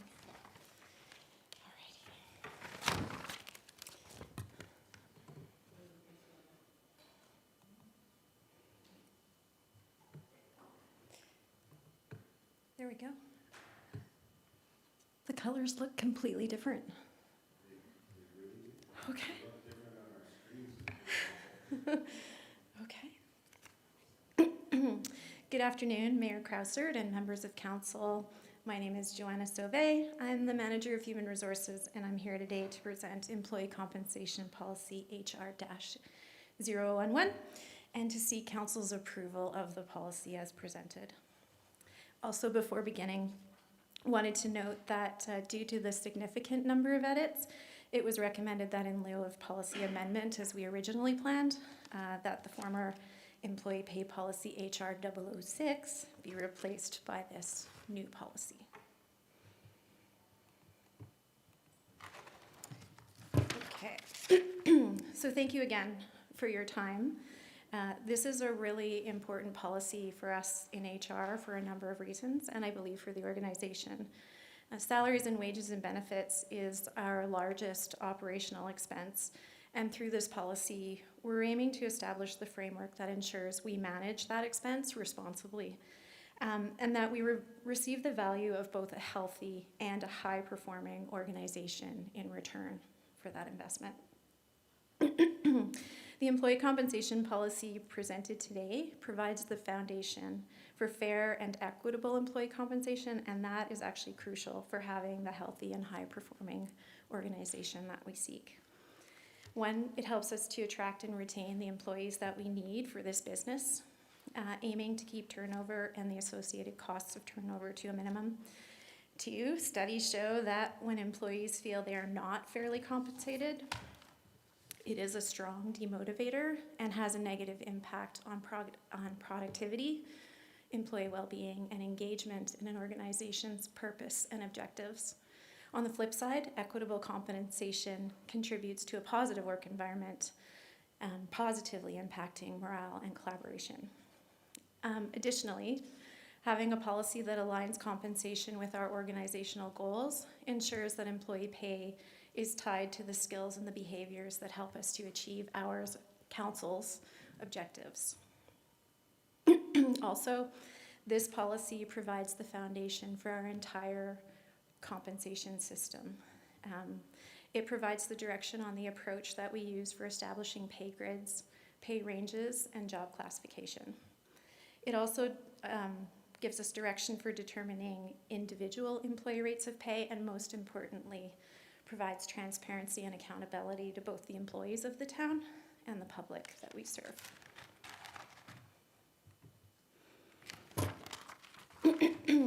The policy presented today aims for alignment with Council's strategic plan and goals, specifically the livability goal, that employment opportunities that provide residents with a dignified and reasonable standard of living are widely available. As a primary employer in this community, we have the ability to impact that goal directly. So we're aiming for that today. It also aligns with the relationships goal, recognizing the importance of a strong and healthy public service, and the foundational pillar of human resources, which values people and culture as our greatest assets and commits to fostering inclusivity and connection. So of course you'll see themes of inclusion throughout the proposed policy. There are 6 key areas of changes in the policy that are different from the one that it replaces, and I won't speak to all of them because they are described in the request for decision, but there are a few key ones that I'd like to address here today. The first one is around market comparators, and I just wanted to talk about what that means. So our market comparators are who we compare ourselves to when we try to determine what is a fair wage. And there are a lot of different employers out there who approach compensation in a variety of different ways. So anyone can pull up a job posting for a similar job at a higher rate of pay or a lower rate of pay. And so what we really want to do by establishing our market comparators is make sure that we're concerning ourselves with the comparators that are relevant to us. So we're proposing to change our market from the current description to a simpler one, which is Alberta municipalities with populations of 25,000 to 50,000 residents, plus the town of Banff. And this is a metric that's more sustainable and consistent for administration to work with. It provides consistently attainable data and makes trends more feasible and reliable to track and monitor over time. The number of 25,000 to 50,000 is also believed to be a better reflection of our comparators, given that we consistently serve a community larger than our base population of 16,000, and that the complexity of the demands of our organization are not consistent with those faced by most other municipalities of our size. So the number was arrived at through consideration of a variety of data points that included HR data from other municipalities, such as organizational size and structure, scope of services provided, number and types of positions, and as well looked at data from the Alberta municipal dashboards and came to this conclusion. Additionally, in the changes, we have some expanded policy and purpose goals that include a number of more clearly defined objectives. 2 of those are that we're recommending a shift to a total compensation approach, which allows us to consider other forms of compensation that are not necessarily pay. And why this is important is because it gives us the ability to maximize the return on our investment and get as much of every dollar that we spend on employee compensation into employee pockets. And so, for example, when we increase an employee's hourly rate of pay by $1, it costs the town about $1.30 to do that. And the employee in turn keeps about 75 cents of that in their pocket. And so when we take a shift to total compensation, it gives us the ability to be creative to find ways to have as much of that $1.30 go into the employee's pocket to spend on the things they need to live here. So that's a goal. And then we also have a new goal of enabling a dignified and reasonable standard of living for full-time employees living locally. And what we described as locally in the policy is people who share our housing market and our higher cost of living, and that includes Canmore, Banff, Exshaw, Harvey Heights, Lac des Arcs, and Deadman's Flats. So those were the communities we considered. In terms of pay determination, this policy specifies that individual employee rates of pay will be based on employee performance, and performance across technical and behavioral competencies, and specifically the behavioral competencies that advance an inclusive and respectful workplace, as well as the town's stated culture. And then the policy also adds some responsibilities for administration, including publishing our pay grids and our compensation procedures, and then providing education to employees and leaders so that pay is well understood and employees can see that the town pays fairly and consistently. There are 2 items that we're looking to maintain from HR Policy 006. One is around annual cost of living adjustments, so we're looking to keep those. They've served us well historically. And the other is about maintaining our target market position at the 55th percentile. And so when we talk about our target market position, we're talking about how competitive we want to be within our established market. Do we want to lead the market? If so, by how much? Do we want to meet the market, which is to be at the median? Or do we want to lag behind the market, which some employers do strategically do? And so we're recommending that we maintain our target at the 55th percentile, which means we're retaining a target slightly above the median, and it's really slight. Sometimes there isn't really a difference between 50th and 55th percentile, depending on your data set. So we're recommending maintaining that. We considered proposing a reduction to the 50th percentile or the median, which would be meeting our market, but felt that maintaining the 55th percentile was a way to remain fair, while also slightly more competitive to potentially retain employees in our challenging housing market. And then we also considered proposing a greater approach to increase our target to the 75th percentile, which would really have us leading the market, and might also assist with addressing local affordability challenges. And we are not recommending that approach at this time. I believe it's wise to stay slightly ahead from a competitive standpoint, and to separate, for the most part, fair base pay from the efforts that we employ to address the high cost of living for our employees who live here. And we also anticipate that moving to the 75th percentile could lead to unintended and counterproductive consequences, such as paying people more not to live here, attracting people from outside our market with our competitive rates who don't intend to live here and might not be engaged with our community purpose. That would have tax dollars leaving our community rather than circulating within it. Potentially, we could be paying higher earners more for affordability than lower earners who might need it more, and then we also lose our potential to invest in more targeted programs that could address key livability challenges for employees living locally, like the cost of housing, availability of childcare, or even inflated food prices. So we ran some preliminary calculations with the data that we had to try to get a picture of what it might cost to move to the 75th percentile within our current market.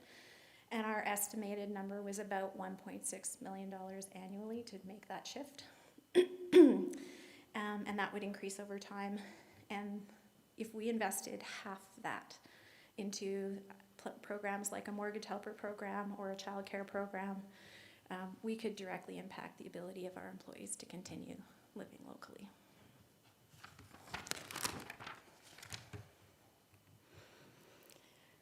So from an interest holder engagement perspective, our recent employee engagement survey, which was held in the fall, provided some key information to contribute to some of our policy updates. The report from the consultants showed that the top concern of our employees By far, the top concern of our employees was around fair and transparent compensation, and many comments referenced the high cost of living and the low housing availability. So the proposed policy changes that we have included aim to also address that employee feedback through the establishment of a system that's published, clear, transparent, ensures consistency in establishing rates of pay, while also enhancing education and employee understanding of our total compensation package. As noted in the request for decision, financial impacts are hard to estimate at this point in time. We need to complete a full wage and salary review with our updated market comparators, and this is scheduled to take place between now and the end of Q3. But we do anticipate that the changes will be sustainable within our currently defined budget for 2026, along with the budget we have for 2025 to apply for salary and market adjustments. We likely will be returning to council at a later date to request additional budget dollars to support the implementation of affordability and livability programs, which are yet to be determined. Also important to note that there are potential costs to maintaining the status quo and not improving the changes. And while they're more difficult to quantify, there are multiple costs associated with possible increases to employee turnover, which include financial costs as well as productivity costs. So that concludes my presentation, and I'm ready to answer any questions. Great, thank you very much, Ms. Sauvé. It's a lot of work. Looking to council to see if there are any questions. Councillor Faubert. Thank you, Your Worship, and thank you, Ms. Sauvé.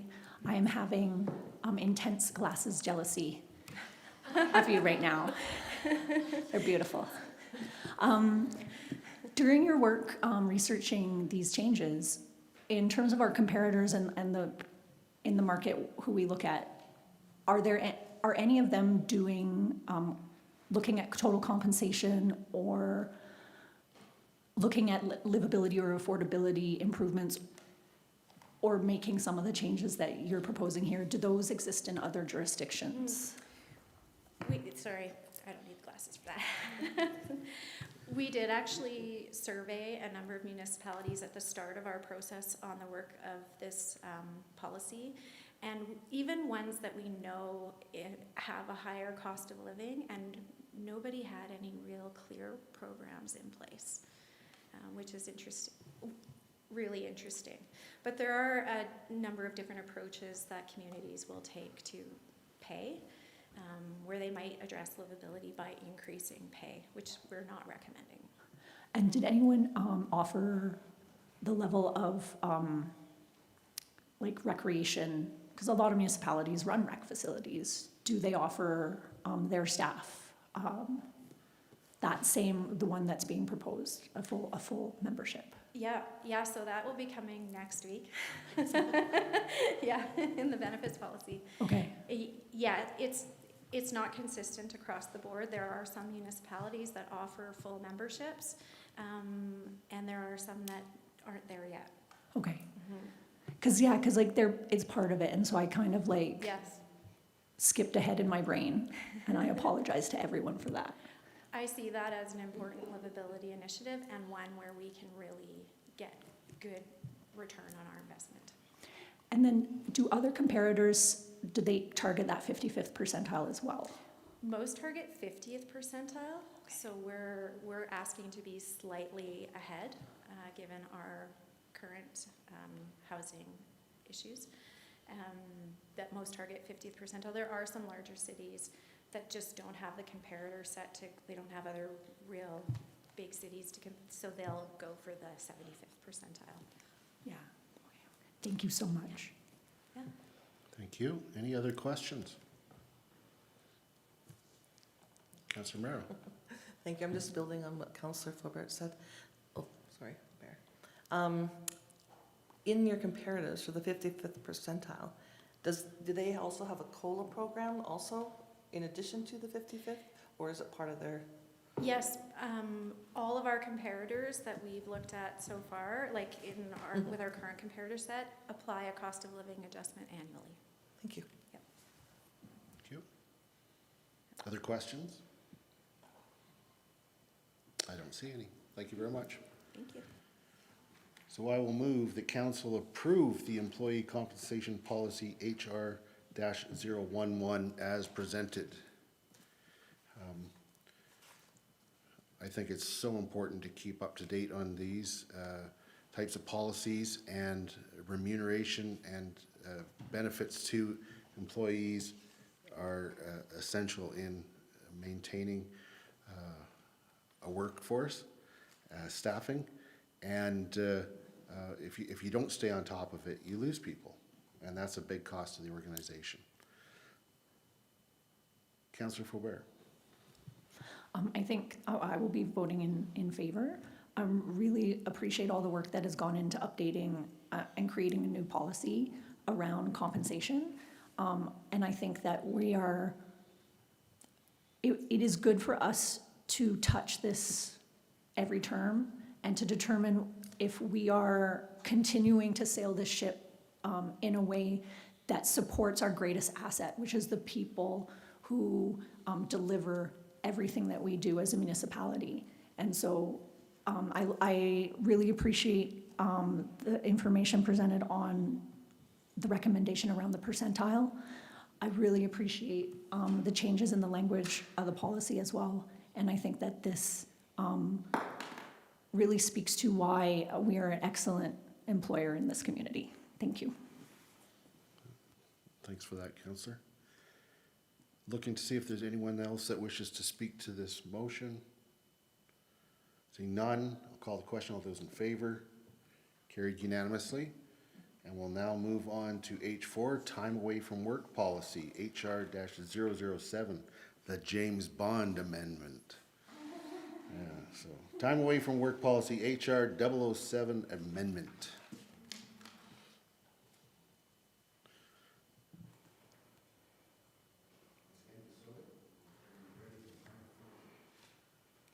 Is it not working yet? Okay, there we go. All right, thank you again. So I would now like to present the amended time away from work policy, HR-007, which is just fun, and to seek council's approval for the policy as presented. This one's a little shorter. So similar to the compensation policy, the amended time away from work policy presented today aims for alignment with council's strategic plan and goals, specifically the relationships goal, which recognizes the importance of a strong and healthy public service, and the foundational pillar of human resources, which values people and culture as our greatest assets and commits to fostering inclusivity and connection. So again, you'll see themes in the policy that support inclusivity. So just a quick recap on the policy's purpose. It's to provide clarity on the types of leaves that the town provides and the eligibility for those leaves, and then to ensure that there is clarity, fairness, and consistency on the application of both paid and unpaid leaves. And also, this policy is really a key mechanism that we have for supporting employee well-being, healthy work-life balance, and inclusiveness.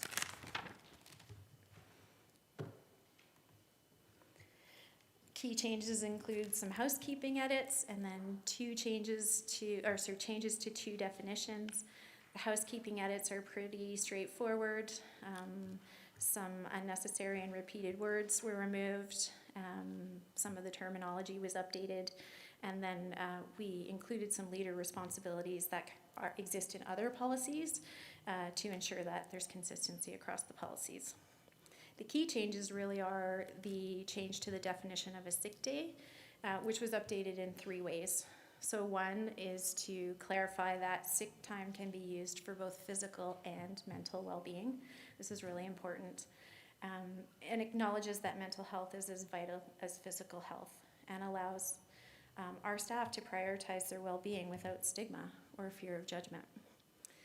The second change is that we're specifying here that sick days are for non-work related injury and illness, and that when it's work related, it has to be submitted for WCB. And then the third change is to remove the restriction to out-of-town medical appointments, so allowing for sick time to be used for any medical appointment, whether it's here or somewhere else.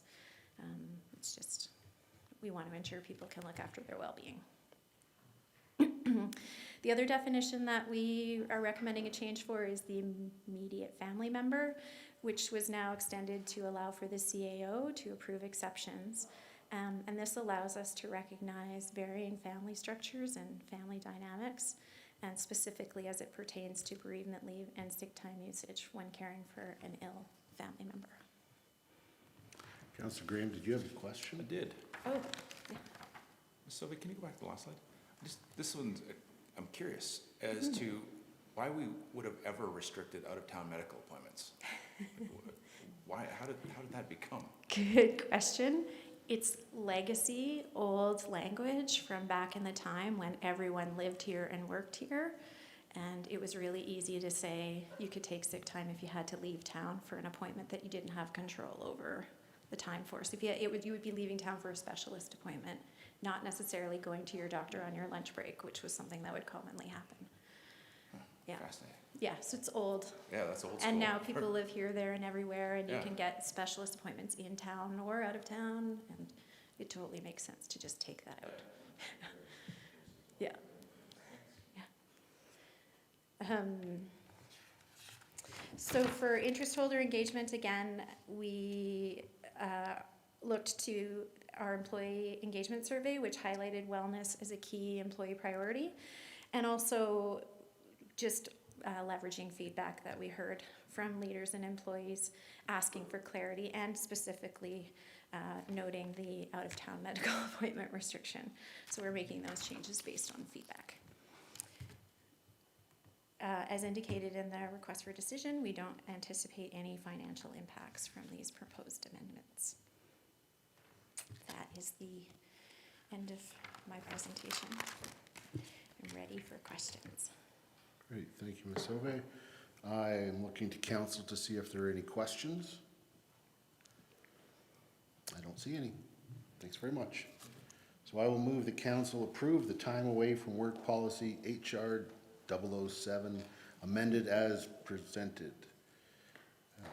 All those in, or anyone wishing to speak to the motion? See none. Oh, Councillor Ma, go ahead. Thank you for your presentation, Ms. Sauvé. I think the dream situation is to have great employees that stick around a long time. And I think this is a pretty challenging community to live in at times, and probably one of the hardest pieces is the mental health hit. So seeing this sort of compassion, allowing opportunities for employees to take that self-care for their mental well-being, I think that's a really positive reinforcement message. Thank you. Thank you, Councillor. Any other comments with regards to this motion? Okay, seeing none, I'll call the question. All those in favor? Carried unanimously. All right, well, let's move to the last item before we go into a closed session. And so this is H5 policy review.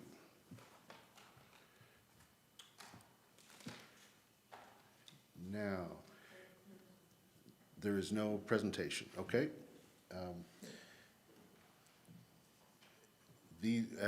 Just to set the context for this particular item, once every term, council looks to examine every policy to determine if there's still a need for it. If there is need for it, is the current wording correct? Does it need amendments? Is it just housekeeping? Is it something else? Something more substantive. And so council did that workshop, and there were certain categories that were pretty easy to keep. There's two before us today, and that's just approving those policies as presented and approving policies amendment, but it's mostly housekeeping type amendments as opposed to substantive changes. So before I make this recommended motion, I will look to council to see if you have any questions.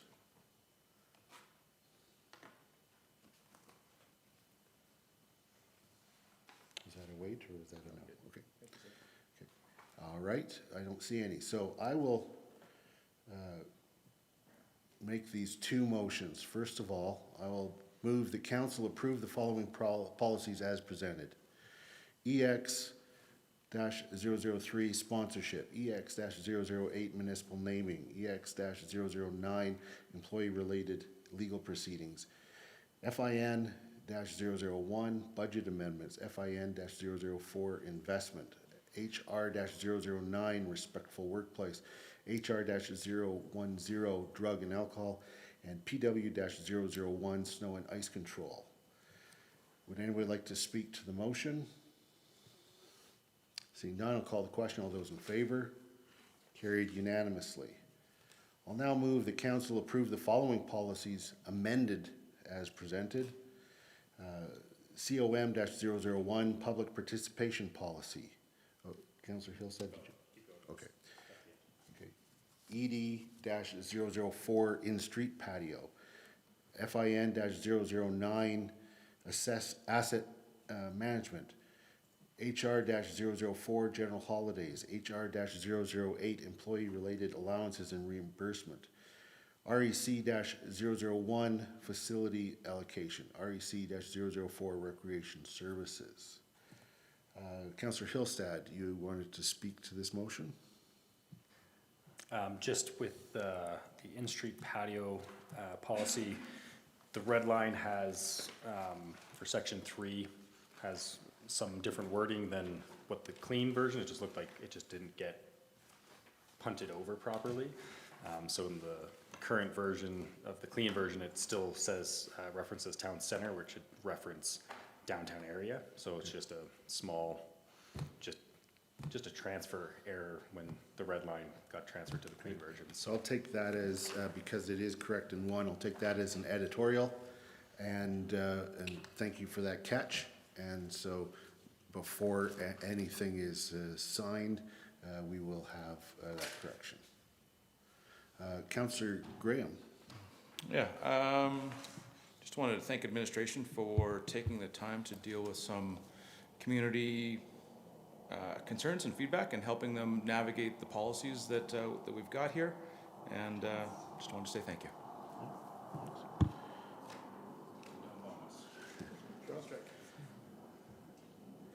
I'll just wait to on the fighter jet to pass before continuing. All right. Okay, any other comments with regards to this motion? Okay, I'll call the question then. All those in favor? Carried unanimously. Okay, so what's going to happen right now is we're going to be going into a closed session. I am going to give council the opportunity to just take 2 minutes to get up and stretch before we sit down and have the closed session. But we are not going to be making any decisions afterwards, and so we're going to end the live streaming upon going into closed session. So I am going to move, I've got the wording right here. I'm going to move that we move into a closed session to prevent the disclosure of solicitor-client privileged information in accordance with Section 27, Sub 1 of the Freedom of Information and Protection of Privacy Act. All those in favor? Carried unanimously. Okay,